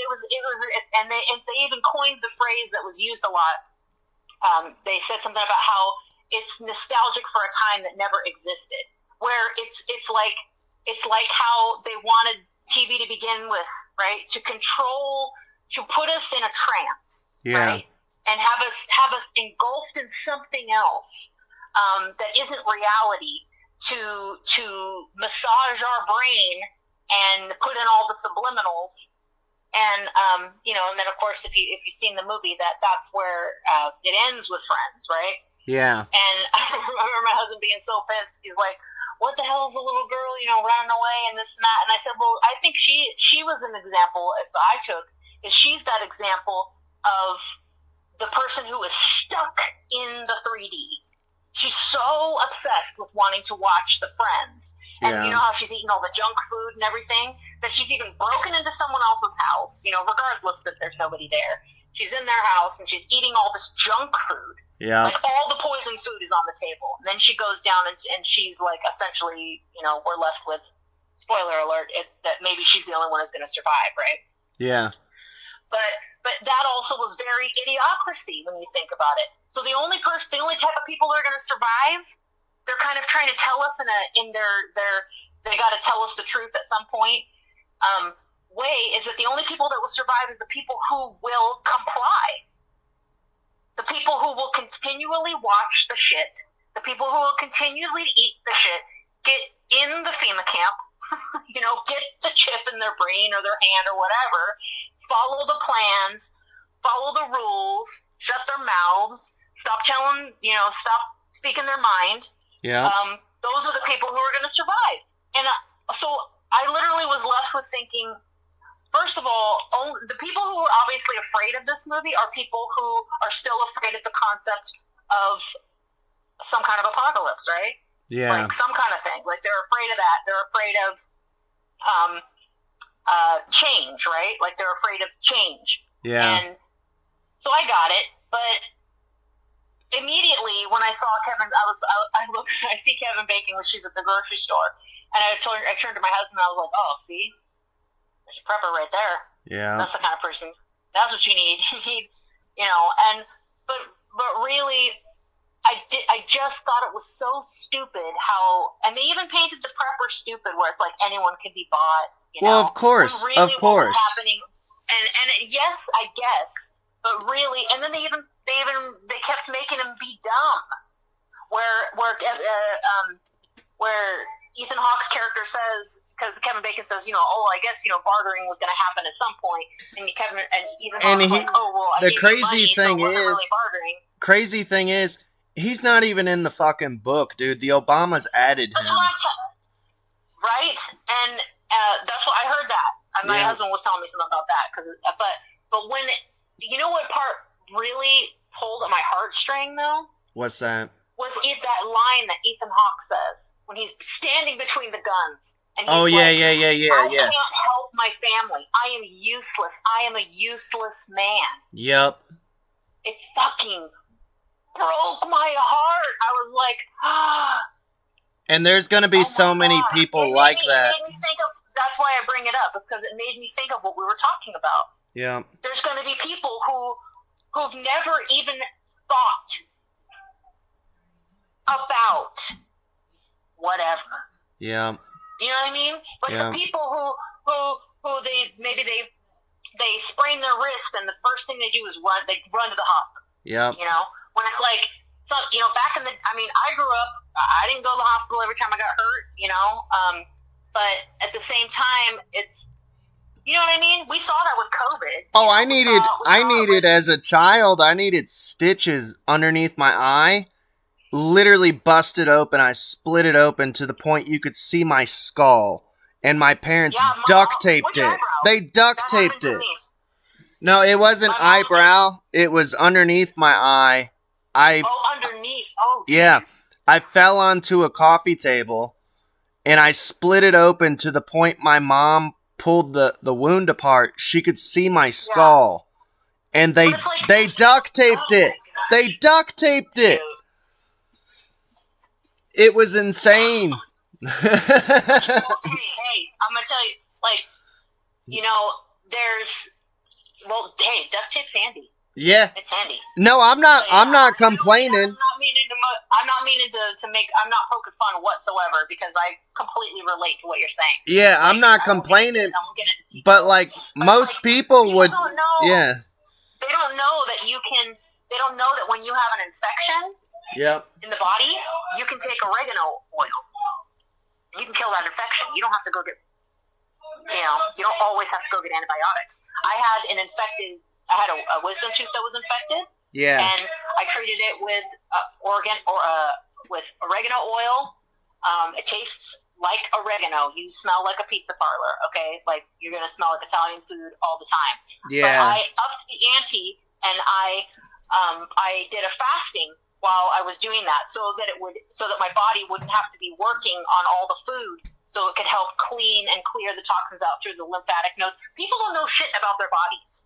They don't know anything about their bodies. They don't understand. I mean, the medical system has forced physicians to comply, right, with the pharmaceutical business. We already know about all that. Yeah. At least, if you don't, people need to go and just research yourself. Just research yourself. I mean, if anybody found out what happened with the AIDS epidemic and AZT, oh and my how many God. orphans in the CPS programs were guinea pigs? Fucking Fauci. For a drug that did nothing, a drug that did nothing but kill, and it stops the DNA sequence from continuing. They were expired. AZT was expired. They had to sell it. And I mean, just the fact that a lot of people know about fluoride, right? They know about the calcification of the pineal gland. They know about different things that in the water, and don't even get me started on the shit I remember from Gate, with the fluoride pills and the pink water or the pink bubblegum stuff and all this weird shit, right? But yeah, all of the things, if people knew that all the people who used to work for the cigarette companies who were scientists who were figuring out how to make cigarettes more addictive. Yeah. All those people, when cigarettes became, quote, out of fashion, all those people went to the food industry to help make food more addictive. Like heads of Philip Morris and stuff. I'm not joking. It's a fact. You can Google, and I say you can Google it because Google is like the it's for sure not going to give you, you'll get something on there. It's not going to give you all the details. The government likes to control. They have a big, heavy stronghold on Google. But you can look that all up, and it's true. It's 100% true. So if we, like you and I are both Robert Kennedy Jr. fans, I mean, that man, if anything, he built a legacy. He helped generationally curse break a legacy of a family who was trying to make when I say a family trying to make the world a better place, I mean Bobby Kennedy Sr. and John toward the end of his life, right? Yeah. Both of them realized, shit, man, our dad is a psychopath. Yep. Right? Which they probably knew even since they were kids. And that this is way more jacked up than anybody knows, so that because they knew about all the bloodlines, they knew about all the freaking puppeteers and controllers, they knew about all the people who were involved with the cabal and practice magic and do all this stuff, and all we think we're doing is going to work on Tuesday, like they knew about all that, and they were taken out. But I think that it has been a gift to get to at least see somebody try, and you can see how the way he tried was, I'm going to go a different route. He originally didn't go the route of and he says that it was after he overcame addiction, which is another thing I respect immensely from him. Is his candidness about being an addict. Same. And how he stays sober. That is what a man is.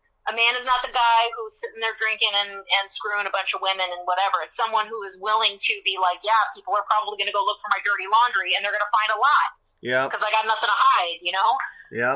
But you know what I'm saying? Like he they're going to find stuff because he messed up.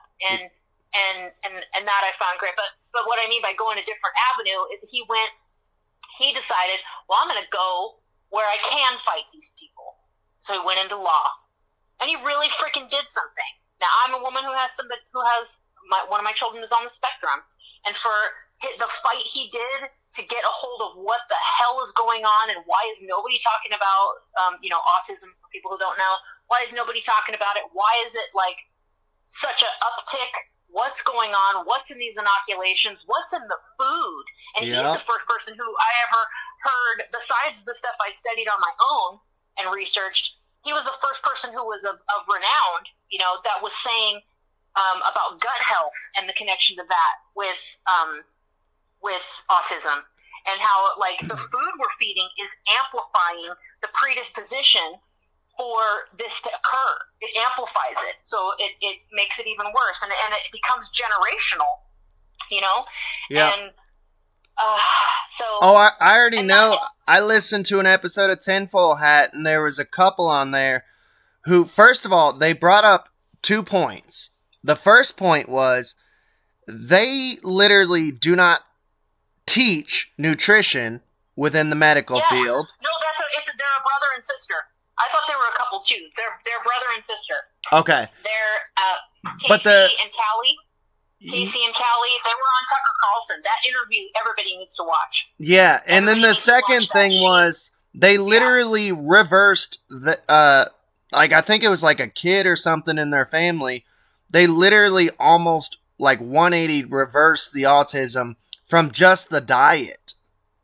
The diet. Diet is huge. And you know what else? I've even had, I do parasite cleanses with wormwood. And I found one that's kid friendly, so it has some natural compounds for flavor. Yeah. And it still tastes horrible. It tastes like licorice, clove, wormwood, and wormwood just tastes like a nightmare. Oh, I already know. I've had absinthe multiple times. A lot of people aren't aware at how we all have parasites. Like we all have what caused. It's like that one. There was this really wealthy guy. It's one in 3 people. I'm bad with but I'm bad with names. This has to do with that frequency. Those frequency machines. I can't remember what they're called right now. I think it starts with an F. But they're these frequency machines. These devices that emit frequencies. That sounds really awesome. Got a hold of these scientists who were doing that, and he was like, "I'll give $10,000, or whatever." This was in the 90s or something, to anybody who can get me one of these devices, right? Yeah. Somebody goes and follows suit, right? And a couple of these scientists come to him with this stuff, and he had found out he had cancer, right? So he wanted to try to use these frequencies. He learned about some holistic medicines, the way that we used to practice medicine. And I don't mean magic or alchemy. I mean using what's here on the earth and using frequency technology. Kind of like I'd mentioned about old world stuff, and like the power grid and all that. Yeah. And so he gets a hold of this. He gets this machine, and does the thing and whatever, and there comes back, and he has to do a couple of sessions. I forgive me for not knowing it verbatim, but he does a few of these sessions and comes back, and they're like, "Oh, well, you don't have cancer," and then he's like, "What are you talking about? Like, I've been to so many to people. What do you mean I don't have cancer?" And they're like, "Well, but the frequency is showing us you had parasites." And so he started having those scientists study the fact that parasites are what help cause cancer. Yeah. And the fact that the amplification of cancers that we have now, like how we have these inoculations to help, quote unquote, prevent HPV, which causes ovarian cancer and stuff like that. Yeah, warts. It's not an inoculation to help stop that. I mean, I won't get into the super darkness of how I feel about inoculations and all that. Not totally damning all of Western medicine, but it's some dark shit, okay? And what it does is essentially these frequencies, he finds out, they're like, well, what the frequency that we used on you is showing us, we used that to kill parasites. Yeah. And he goes, but how is the cancer gone? And then they did the study, and they found out that the parasites were what was helping create cancer in the body. Oh, even just, So, I listened to a podcast the other day. They were saying that cancer could possibly be, basically the theory was exactly what you're saying, that it could be parasites and like hydroxychloroquine, like all of this shit that like what is it? Anti-parasitic, right? Ivermectin. Yep. Yes. And that's what oregano oil is. It's an anti-parasitic, and it's antibacterial. And same thing with like coconut oil, clove oil, tea tree oil. Those are all things that like you don't have to go and yes, you could go and you can buy. Let's just talk about like maybe it's acne, right? You could go and you could get Proactive. I remember that was really big when we were kids, right? All the teenagers, people would get Proactive. I think it causes like psychological issues, though. Well, it had benzoyl peroxide. I know a lot about skincare and cosmetics. I was in cosmetics for a long time. Yeah. So it would have benzoyl peroxide and salicylic acid, and probably some peptide, different things for cell regeneration, right? To help clear the skin. But the problem is not what's topical. The problem is internal. So, but our skin also absorbs things. Yep. Right? So it's absorbing and it's killing the bacteria on the skin. But where the bacteria is coming from is inside. Oh, that's why it freaks me out so bad with these people shedding, dude. What do you mean?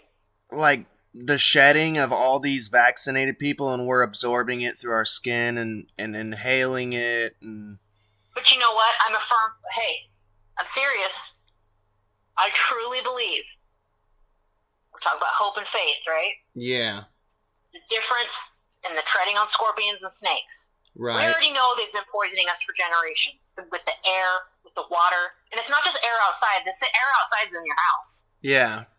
You know yeah. I mean? Yeah. So it's like it's everywhere. Yeah. Just like, and that if anything should make people realize it's also that means you should hope there's a spiritual connection to this, right? Because if it's everywhere, it seems pretty hopeless. But knowing that there is a spiritual component to all of this, and that the darkness, the enemy, the devil, in a nutshell, all he wants to do is kill, steal, and destroy. Period. Yeah. That's it. That's his goal and end plan. He has nothing to do. All he wants with you is you to be killed, stolen, and destroyed. Yeah. Because then you won't go to God. But I look at it this way, like we were talking about, like when shit goes down, whatever. I look at it like I am ready to physically handle, fight, whatever.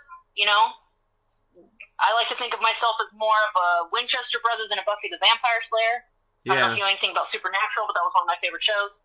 I remember always watching that, be like, oh my gosh, they actually know about witchcraft. They're like full on showing exactly like what to do here if you were a witch, you want to summon a demon, okay. And they're talking about Wendigos and everything, right? So my point is, I'm fully ready for all that stuff. But I also know that I want to fight the devil at his own game. I fucking, excuse my language, but I fucking hate him. I hate him. I have no sympathy for the devil whatsoever. And my full plan is to save as many people as I can right in front of his face. Yeah. Even if I save this one person right here, he'd be pissed. But watch me saving that, helping that one person turn to Christ. Because I don't save him. God does, right? Yeah. Helping teach that person about Christ. However, my weirdness helps him do that. Devil get mad, but he's going to be even more pissed when 25 people get affected by seeing that. Yeah. Because those people get changed. And then I'll be like, hey, because he's a mental guy, right? Yeah. He likes to watch pain, too. He likes that, but he's a mental guy. So I'm going to fuck him in the head with that. That's what I want to do. Well, that's honestly, man, that's why. That's my badassness of what I feel my purpose is to be. I'm ready to fight. I'm ready to use my testimony, my life, my experiences, my crazy ass journey, and you know, all my parts, and be able to help, even if it's only one person. Even if it's only one person that like goes, oh wow, you know, I went through that too, and however it works out, even if I never meet whoever or whatever, right? I plant the seeds, and I'm willing to turn everybody into a chia pet if I have to plant that many seeds. And honestly, I'm dude, capable of talking, so yeah, that's why honestly I keep this platform. Like I honestly, I'm a student of, like, I would say, like, Sam Tripoli, and I always, congratulations, by the way, that's so cool. Yeah, I always, like, followed in his footsteps as far as, like, keeping this platform open that anyone can say anything, and what, you know what I mean? Sorry. You're alright. Shutting up!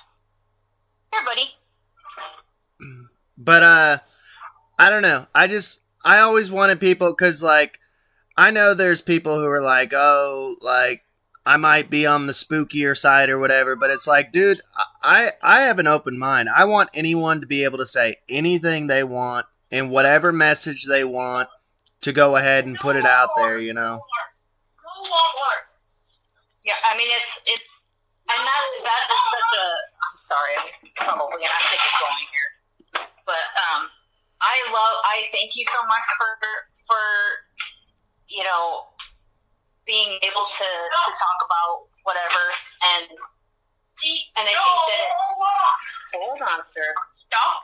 Here, did you need help with this? What do you need help? No. Oh, you want me? I have to use 5 minutes. Sure, okay, I'm almost done here. Is this frozen yet?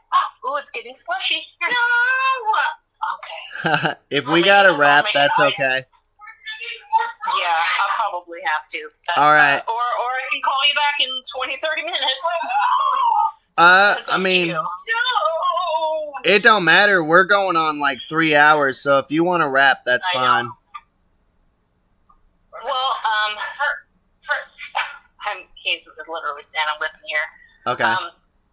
But if I can call you back in 20-30 minutes, we can do a better wrap-up job. If that's okay.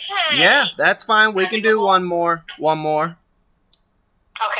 All right. I will call you back in 20-30 minutes like before. I Yeah. appreciate it. Okay, no worries. All right, I'll call you in just a little bit. All right. Bye. So this is part 3 of this interview. Like I said, I'm not sure if I'm going to stitch it all together or put it out in parts, but we are back. But yeah, we can continue what we were talking about off air if you want. Because I interrupted, but I just didn't want to lose gold, You said that you have a strategic mind, and you've been noticing, like, when the elites, or I call them the controller puppets, because the elites are usually, in my mind, I think the elites are more like the money we see. Right? The show and the money we see. The actual people are puppet controllers, and those are the ones we never see. And, they have elusive names like Rockefeller, and they own weird companies and control all kinds of things. But you were saying that it's weird how sometimes you'll watch the move they're making. You'll see the plays they make, and you can see it coming, and then one time they'll take an L, and you're like, that's what they did? Yeah. Like a purposeful bad move, and then it makes you think, like, well, what are they really doing? And see, I personally, I'm glad to have a similar mindset, because I no longer have that part that wants to be blissfully ignorant. I mean, there's way too much at stake, and honestly, I'd rather be ready for whatever, and you can't be ready for whatever if you're blissfully ignorant. I don't think we could go back now. Well, what I mean is the people who see the truth, but they'd rather just ignore it. Yeah. That's what I mean, I guess.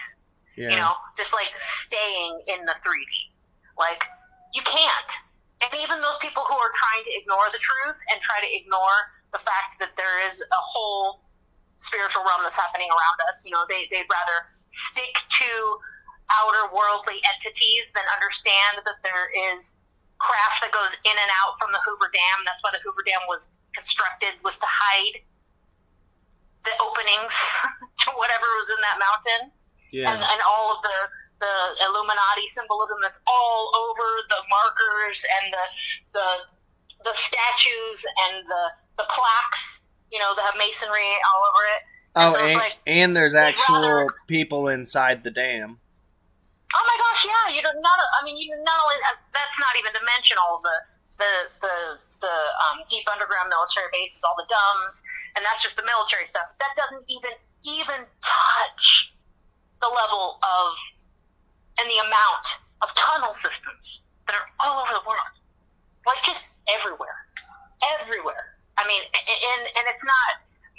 Growing up in the bar business, I would always hear, especially in some of the establishments I've worked, about how, we used to use those tunnels. They go all over the city. We used to use them in Prohibition. Yeah. And what I know now is Prohibition was actually because people were finding out how to make their own fuel by using dinner scraps. They were creating their own fuel to run their cars, and by making essentially moonshine, whatever, distilling whatever they had, they were self-sustaining. Wow. And they were making some money on the side, but it sure was hurting the oil people. It was sure hurting all the people who were wanting what they wanted, so they cracked down on it. Yeah. And said that, it's for the betterment of the family, because. So that probably would have been during Prescott Bush's era, I would think, right? Prescott. Well, it's young Hoover, right? Yeah. So you've got him trying to make a name for himself and trying to stay in the closet, if you know what I mean. Yeah. So it really was. It was an old thing. It was an old skill, an old way of doing things that people who were living out in the mountains, were still doing. And they were making some liquor, selling and making the liquor and whatever, because we all know that the quote elites and puppet controllers were still drinking all they wanted, and all the factories they wanted to keep open were still working. Of course. And they were able to get away with that because that was. We didn't have cell phones then, right? So, but that was much like the free energy. It was a way. It was like the way people would cure a cold, like I was saying earlier about the oregano oil, or knowing how to stitch a wound, or how to, if you have, it's like something as simple as putting pressure on something that's bleeding, right? Yeah. So there's people out there who don't even know what they're doing with that, and that's the way they would rather have it. They would rather have it so that you are going to be the type of person who can't change a tire, doesn't know how to do anything, loves fluoride, right? So you'll live in a 15-minute city, right? Yeah. So, and then they keep us. I think it's a blessing. I get what you're saying as far as you're not going to be out of a job. You're going to be the kind of person that people are going to. I feel like I'll be in the same boat. I've joked with you before about this, where it's great, I guess we're going to be locked up in a FEMA camp, Yeah. Or, more than likely, we're both a little mouthy, so and I'm not a big fan of authority, so, we'll be the kind of people that people will they'll either want to undesirable. Make us their leader. They'll either want to make us their leader or kill us, right?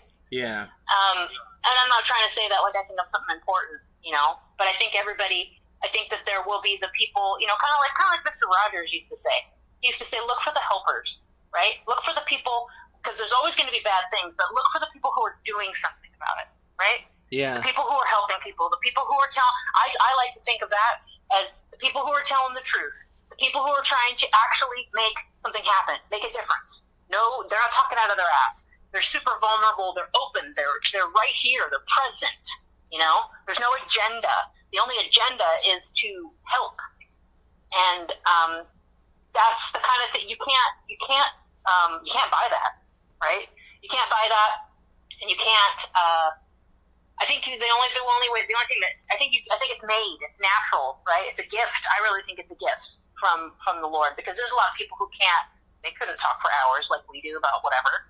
Right. And we're like enjoying the topics. I mean, yes, I guess some people could argue, oh, well, that's because you guys have a similar outlook on things, but I don't even think that necessarily matters. I think we could talk about anything, because both of us are open to the concept of learning, of listening. We're not staying in this, even though we have our own personal beliefs, and our sets of life navigation. Right. We understand that it isn't about the separateness. It's to notice the separateness and go, hey, like, how about we look for what we have in common here? Because that's how you get things handled. Robert Kennedy Jr. He's very much like that, like his father was, in the sense where it's like, I get it. You're a Republican. You're a Democrat. We're supposed to hate each other. But how about let's look together at what we can work together with. Like, let's put all that other shit aside and understand, like, here's what we're working on right now, and let's work on that. Let's do something, because the more we're focusing, that's what they want. They want the division, right? They want us to not notice that Kevin Bacon's acting more like your stereotypical prepper hillbilly than what he would be if he was a guy who lived on that island outside New York. Yeah. Divided we fall. If Julia, and this is another thing, like, if Julia Roberts' character is supposed to be someone who lies to people, or whatever she said her job was, some BS about how she gets people to work together. I get it. It's supposed to be like people aren't what they seem on the outside. Because she was like all of a sudden getting super racist, and then the black daughter was super racist. I was just like, whatever, people, like, I'm so over your trend. Like, what are you doing? And then immediately when the husband was like smoking weed with the daughter, and then Julia Roberts is like dancing drunk with the dad. I'm like, okay, look, dude, what are you doing? That's so crazy too, because all of that wasn't even in the book. Like, the daughter's not even in the book. It's actually his wife. It's an older black woman. There's no, everything you just mentioned, it's not even in the book. That is all Obama, adding. And it was just, honestly, the whole time it's happening, I'm sitting there and I'm thinking, what are you, this is what they want to tell people to be like? Yep. I get that these people are afraid and they're scared, so then they're drinking. Like, this would be my hands down would be like, I'm going to be ready for whatever. Like, right. How much coffee do we have would be my concern, and maybe a cigarette. That's where I'd be, right? Yeah. I would be like, because what if in 4 seconds I got to carry my son and run a mile? You know what I mean? Right. People don't think, and I think it's because there's normally fear in there, right? But like I've mentioned many times, I always remind myself, whenever I get anxious, whenever I get fearful, or even worrisome, worrying about my kids, like my older boys, like, how are they doing? Like, are they okay? Are they hurt? Or you know what I mean? Just things that can be very encompassing, and they can drown you, right? Like that kind of fear, or fear of the end, and the apocalypse, whatever, right? All those things are scary, but the moment I have that, as soon as it comes, I just remember God does not give us the spirit of fear. Yeah. That's a project. That's a product of the devil. Yeah. So I don't have to. I literally don't have to fear. Am I going to say that I don't get afraid sometimes, or get startled, or get triggered? I get, I have a lot of triggers. I'm not going to list them here, but I do. But it's what I do with that, right? And it gets a little more complicated with parts and stuff, but at the same time, that's the Lord helps ground me, and it helps, like you said, it's that hope, it's faith, that is what creates resilience. It's not just because you survived. Yes, we've survived, and we've gone through. Everybody's gone through something, maybe a plethora of things, but when they're showing these people resorting to the drinking and like it was the. I know a lot of people will do that, right? A lot of people did it in 2020, right? Yeah. A lot of people did it in 2020. And alcoholism rates went up, suicide rates went up. They close all the churches, but they keep the liquor stores open. Yeah, and they shut down all the AA meetings too. Which, right? I was like, you gotta be shitting me. Yep. You gotta be kidding me. And I remember telling my husband, and my husband ended up having to get it because of his work and because his mom had convinced him, no offense, everybody, if anybody hears this, but to do it. And I didn't. Me neither. I never did. I didn't. There was something in me. I never thought it was the mark, but I just remember thinking, like, why? I didn't think it was so much. Everybody I know who got that and the boosters and whatever, they still get COVID. Yeah. I didn't think it was so much the mark. You know what I think it was, though? I think it was a trial run for the mark. To 100%. see, okay, this isn't the actual mark, but we're going to make it to where you can't buy or sell without it. Mm-hmm. And then we're going to also put in fear and shame. We're going to tell you, what do you want your grandma to die? Yep. What do you want your kids to die? Yeah. What are you, a horrible person? I think it was definitely a trial run. Yeah. Well, it definitely was a power. They wanted to see how much power they could grab, how fast they could do it.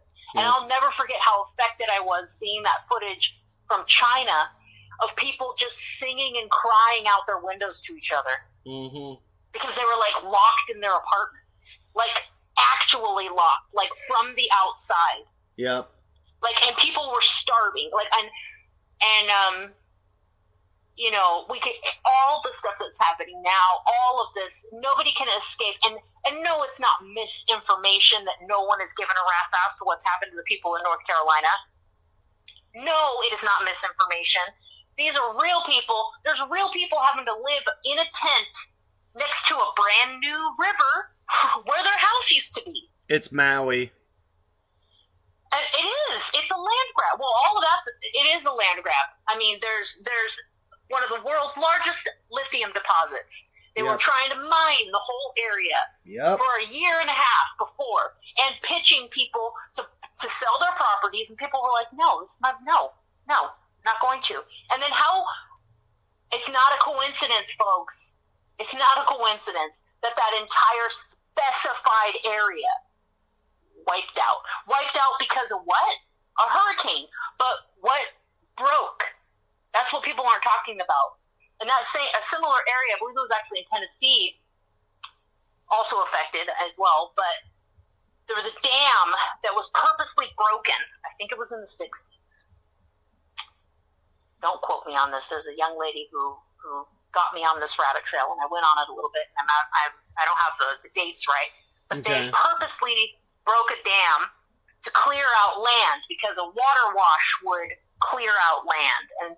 And this one, the flooding, was because they say, oh, well, the dam couldn't hold the hurricane.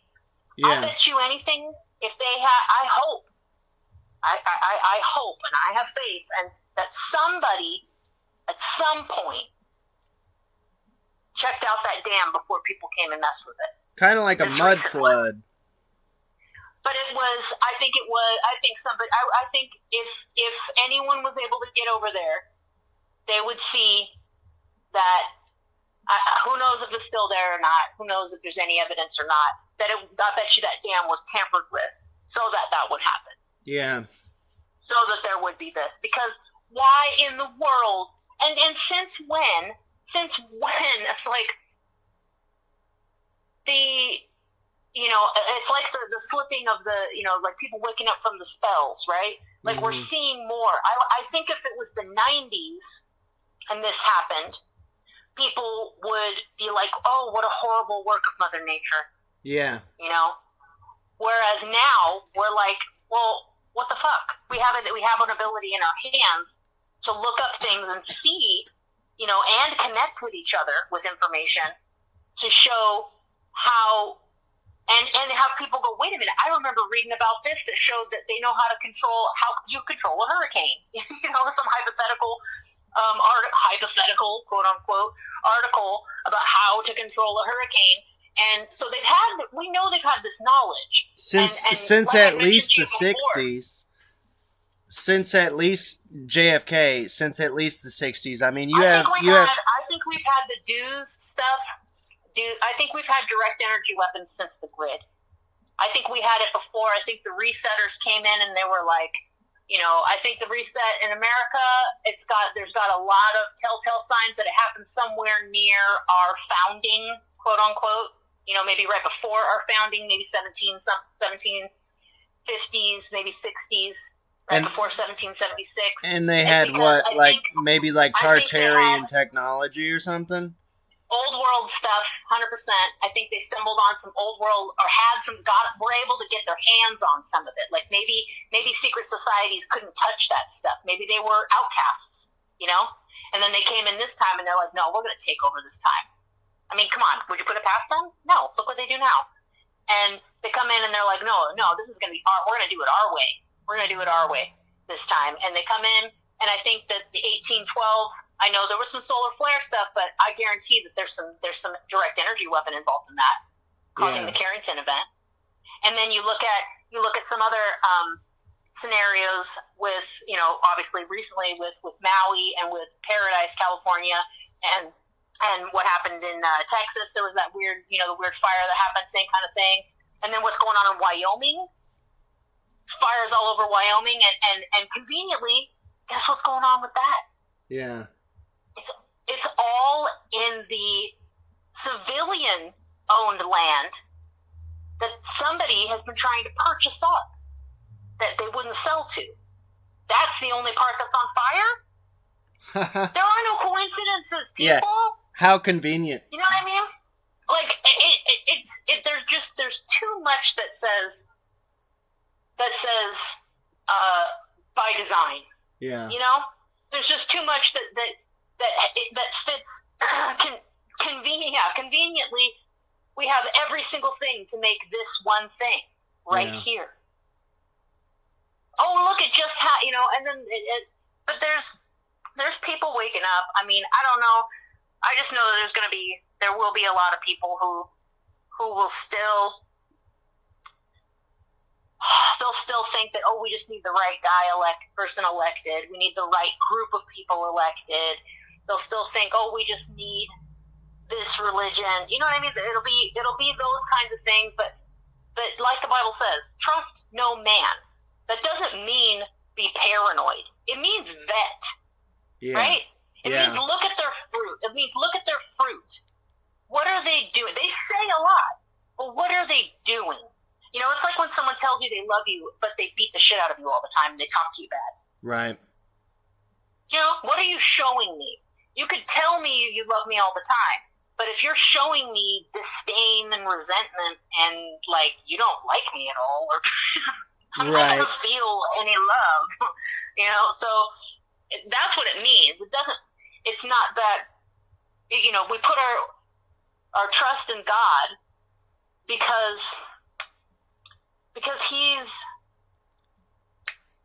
he wants nothing but good for everybody, and for me, with working on forgiving people and whatever, that's unfathomable for me. But it's not for me to understand. It's for me to trust and hope and have faith. It blows my mind, when I try to explain it to someone who's very blue-pilled, I'm like, okay, if I was in a relationship with you and I gaslighted you and lied about things and then come out later and said, I actually lied about that, but it was for your own good, just the gaslighting that the elites do. And people are still I know Fauci gaslighted us, but he meant well, But you gotta trust the science. Yeah. Right? It's it is an abusive relationship. Yeah. And I think it's because we've gotten really conditioned at the whole white coat, right? We've gotten really conditioned with the charming or the astute. Like maybe you just kind of look very trustworthy, quote unquote, and you look like a smart guy, right? Yeah. So, but how quickly people forget that that time that they went to the car dealership and the guy sold them a lemon, but he was real charming and looked like he knew what he was doing. Yeah. It's like how quickly you forget that, like, Which, by the way, too, like... Sorry, kids, which, by the way, kids shouldn't be listening. How quickly we forget that, like, Santa's not real. Yeah. Yeah, the first conspiracy everyone's taught. Of the gaslighting, like you're saying. It's this whole, tell you one thing and but do another. And then it's your fault. And it's always going to be your fault because I'm in charge. Yeah. Which is insane. And then you can see how we're also trained in that in especially America with the education system, where we're told what to do. We sit in the rooms, we listen to the bells, we line up, we do this, we do that, which is the same thing they do in prison. Yeah. And factories. That alone should be terrifying to people. And I get it. Not a lot of people feel like they can.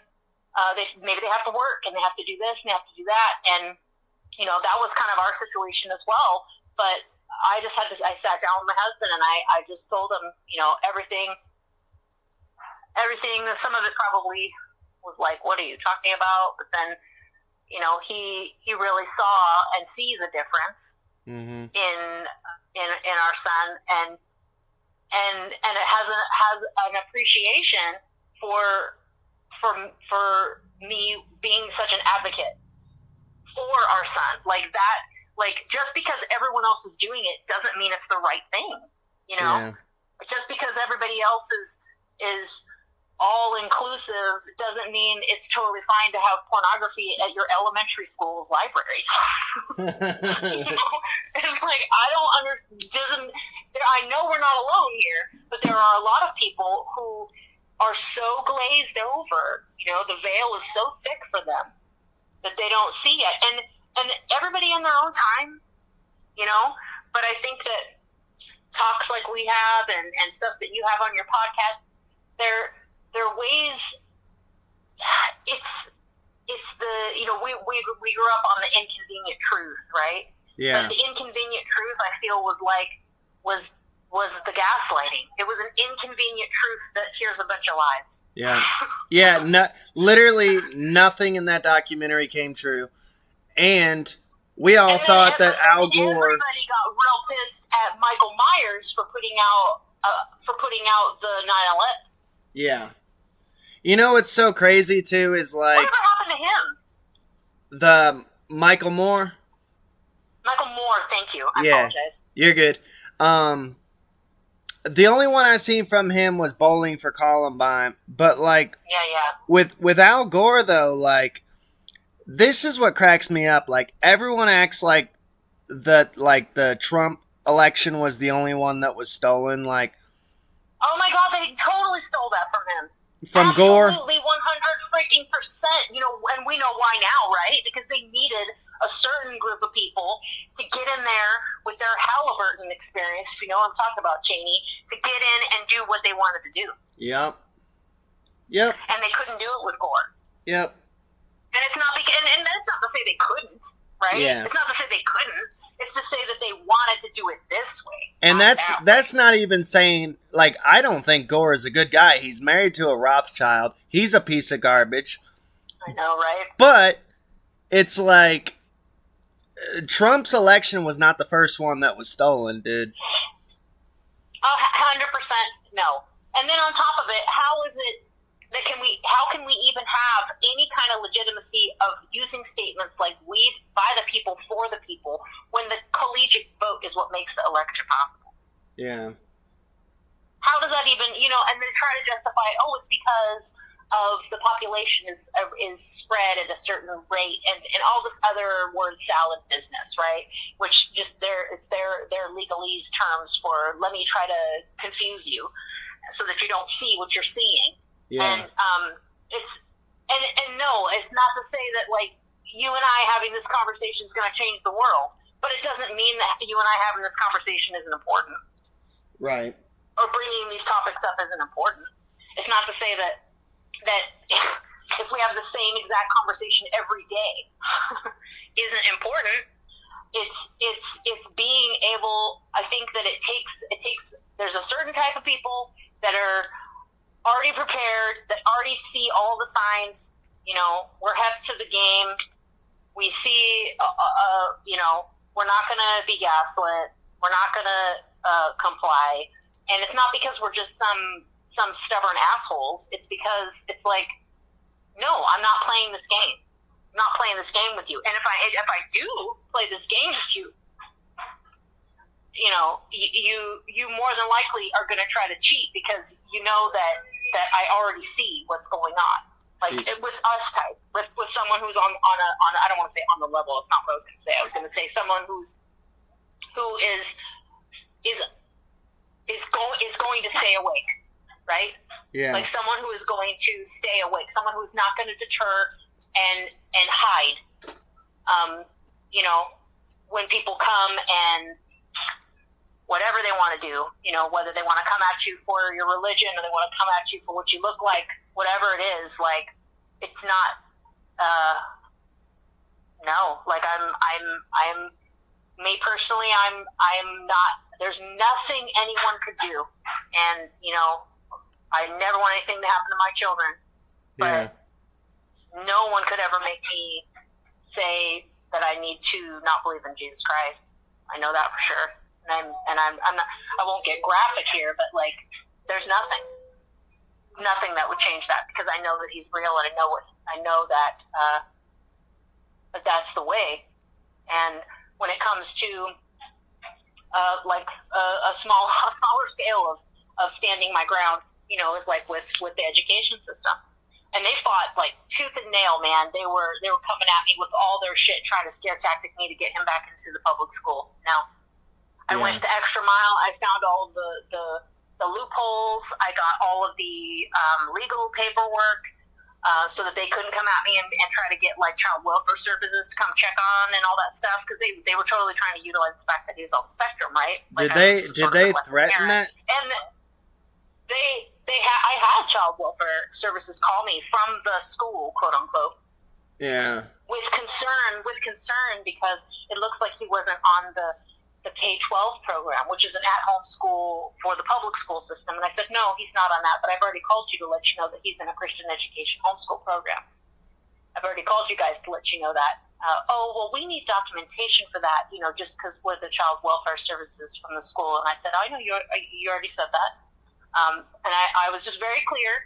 I told them, that I didn't understand what. Get new socks. Sure, I'll give you new socks, dude. I said, I don't. Basically, it got to a point where I told them that I was not going to be scare tacticked. Yeah. I am, unlike other parents, I am not going to fall for the scare tactic that you're attempting right now. I know my rights, and I know what's best for my son. Yeah. And but I'll gladly send you another email with the information. Not a problem. But I just feel for the other parents who may not be as forthwith and able to stand as I am. I'll keep them in my prayers that they don't get scare tactics into a corner and have their children where they shouldn't be. Yeah. And she was like, oh well, she started trying to do some word salad on me, and some vampire shit. It's all witchcraft. Yeah. Trust me. Like I told you, that whole thing's that's a whole episode in itself. That experience was all there. But when it came down to it, I said, oh shoot, I got kind of brain farted. She was going on about, this, that, and the other word salad, and I said,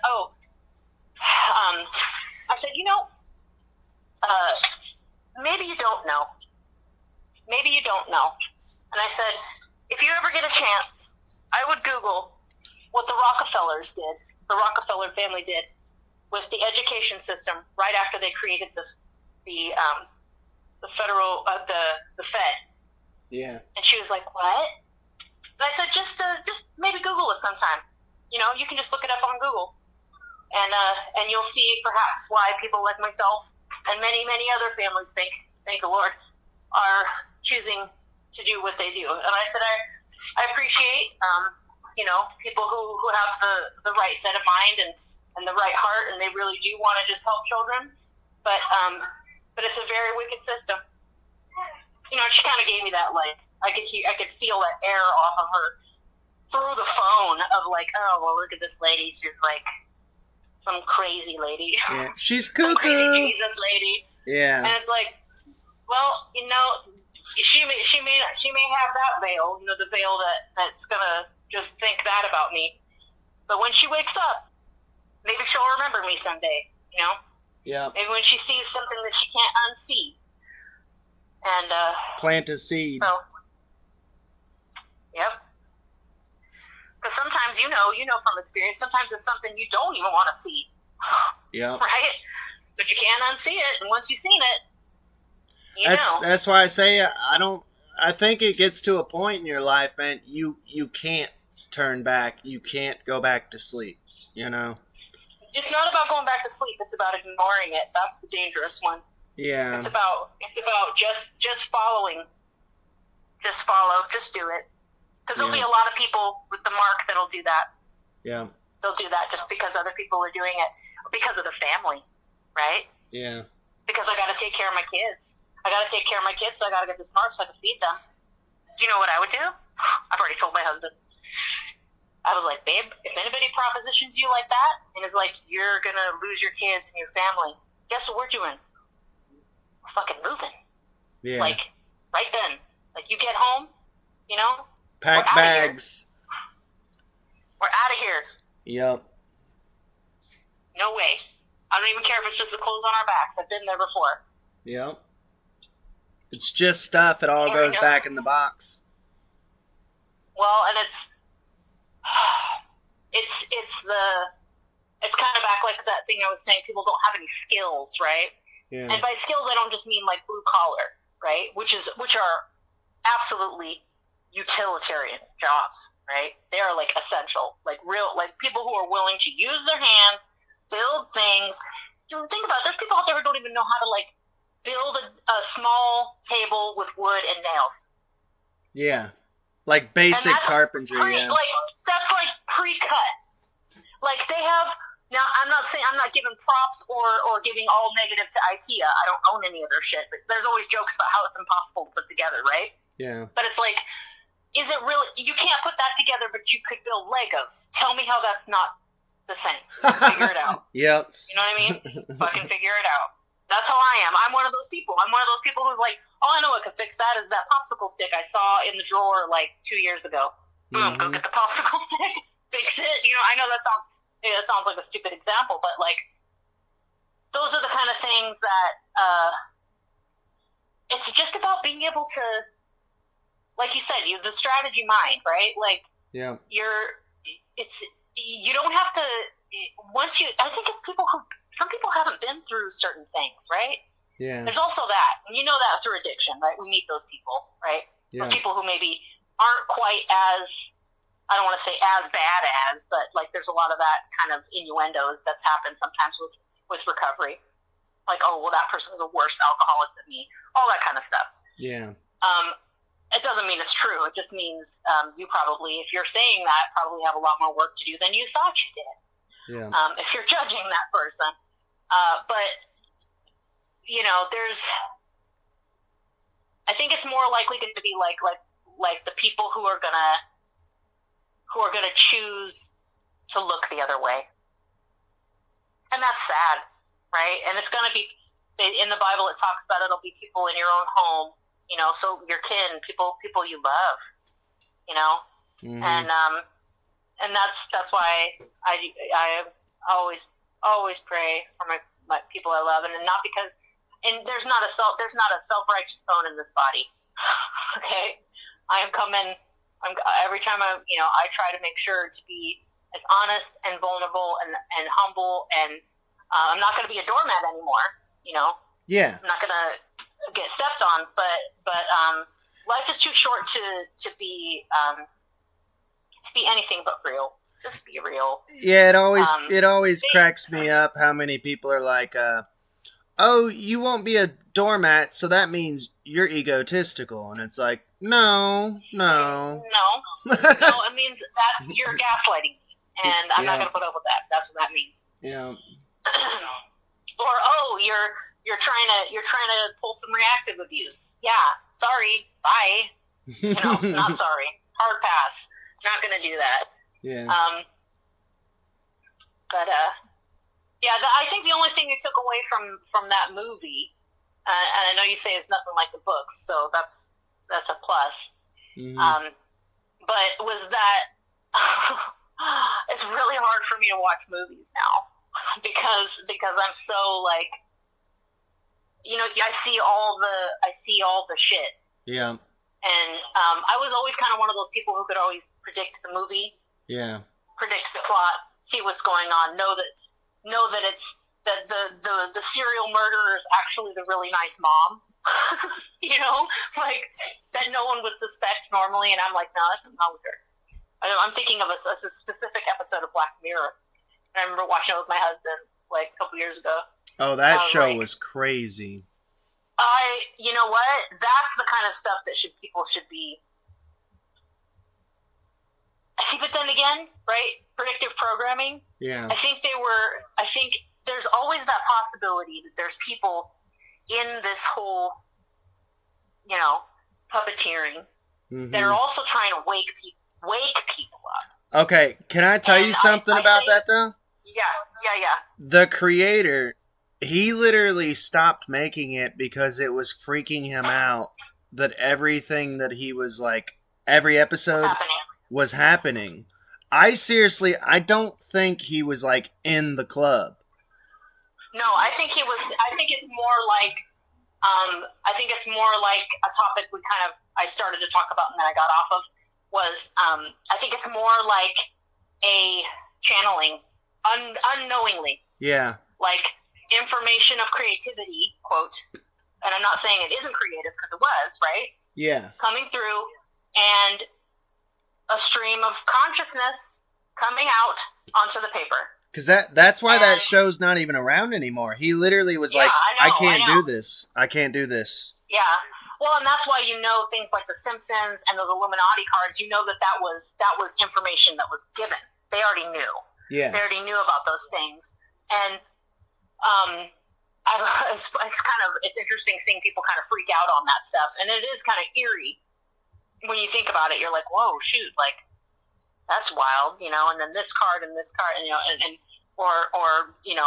the escalator scene with Trump, super weird, and then he did that in real life, and there's a whole bunch, like there's I couldn't even name off of all of them, but yeah, I mean, that's a good example of, I think you're right. I think that was somebody. But do you see what I mean? How it's possible for that, being that we are in a supernatural place, you know. And think about it. He's writing for a show, right? Yeah. Which is owned by some conglomerate, right? Now, what's to say the entities around that conglomerate weren't working together with other entities that he was already getting these ideas from, and like revelation of the method. Well, I mean, isn't that what people do with magic? Yeah. Or alchemy. Yeah. Back in the day, there was scribing and scripting and things like that. They're this new age twists it all up and takes it that whole route of manifestation, right? Yeah. Or like Tesla's 369. Right? Yeah. So you take all that kind of stuff, you put it all together. It's not that it's not real, it's that it's twisted in a way that is, and I think that's what Tesla fought a lot with his own knowing. similar to the Black Mirror guy, where it's like, I have this, Tesla's desire was not essentially for fame, right? Like, he was like, let's make free energy. Oh, I know for a fact it wasn't. They said he literally, he lived in a motel room and he ate crackers and milk and gave all his money away. Well, and then you also think about it, right? When they were taking all his stuff, his equipment and all the shit, Yeah. when they were they just shut off all his funding. Donald Trump's uncle. And not his death, before his death. Okay. When he was still a younger man. Yeah. He was like, well, he just took a bunch of his smaller set of energy coils, which would essentially be which I believe was part of the technology that I was telling you about, the old world, because it's very similar. His two small, like, basically portable generator, essentially. Of course. These two small, they were probably about not even 2 feet tall. Yeah. Each little pillar, and then it was connected to something else. Some kind of backplate thing, which is very similar to what we would see in these Gothic and new, what we call Greco-Roman, these homes of the latest reset, which have been around the 1800s. We see these older places that they have fireplace, but it's not a working fireplace. Right. It has this metal slat, and then it has these 1 to 2 foot tall pyres, little pillars on each side in the front, and that's not to hold the wood. Yeah.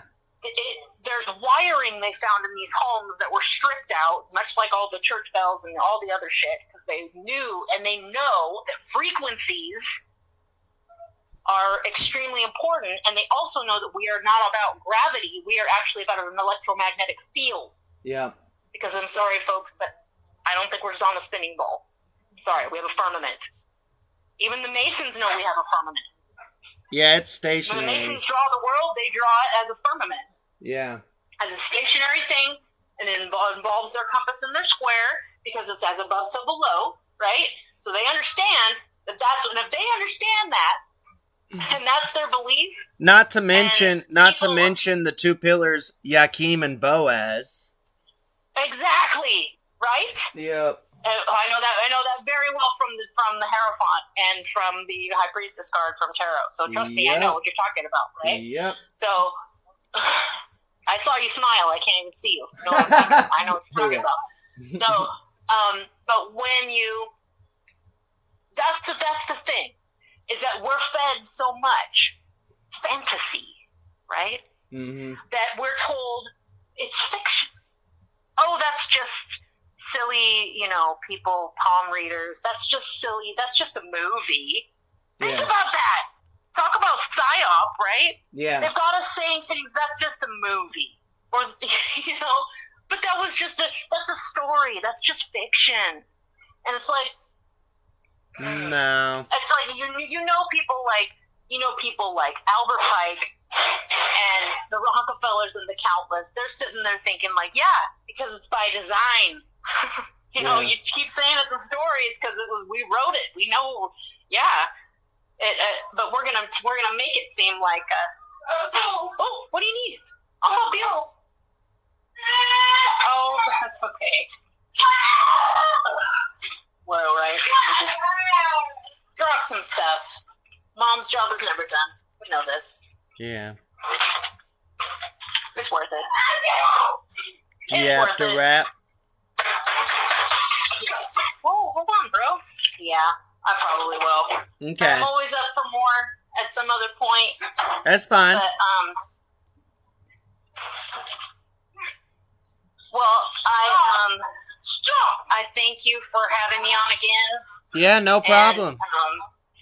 And I'll send you some of those links for the stuff that you were asking me about. I think it was for the ministry and for, I know there was some information links. I'll go through some of my stuff I wanted to send you. Yeah, send me the actual links, and I'll have Sammy put it in the descriptions. I'm going to put this out in parts. Okay. So it'll be three parts, and all the links will be down below. All right, sounds good. All right. And as usual, I am always Always ready to talk. Yeah, I would like to have you back on for like that Batman stuff, man. I want to get into that. Yeah. We can go into the programming stuff. I really want you to also, I would like you to meet my friend Zach. He has a plethora of knowledge about programming and about Is this how like how people become MK Ultra and how people become ritualistic abuse. I mean, he literally is a library. Is this someone you like physically know that maybe I could talk to or something? Yes, 100%. And I actually was hoping that you guys. I'm telling you now because I don't know why I didn't before. I guess this is when I was supposed to do it. But I'd like you to talk. I think you would really enjoy. He is absolutely a plethora of knowledge. Okay.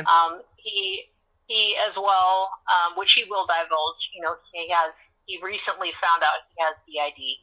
Okay. And but I think that was just part of the journey. You know, his personal journey. This is just me talking as a friend to you. Yeah. His personal journey took him a certain way. So by learning all that stuff first. Yeah, I'll make it for you right now, honey. Okay. And but I think I'm gonna put you in touch with him.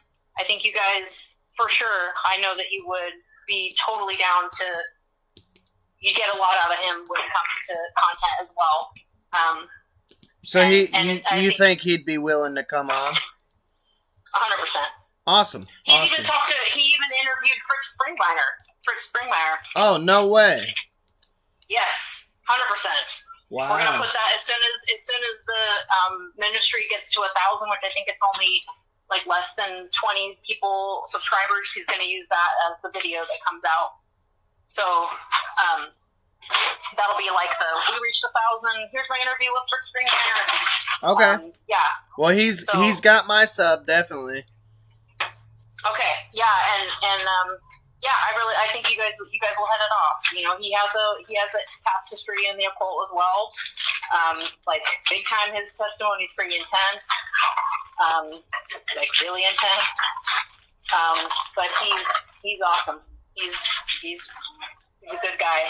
He's like 27, I think. Yeah. But he's had a very it was very strange. Like I told you, that I met him. So I really feel the Holy Spirit guided me to him.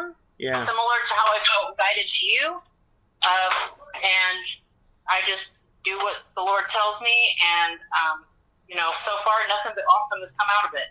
No, none of us have any money from it. Yeah. I'm sorry.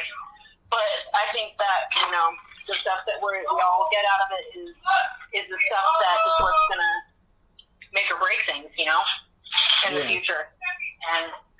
But yeah, I think he's people that you would totally be down with. All right. Sounds awesome.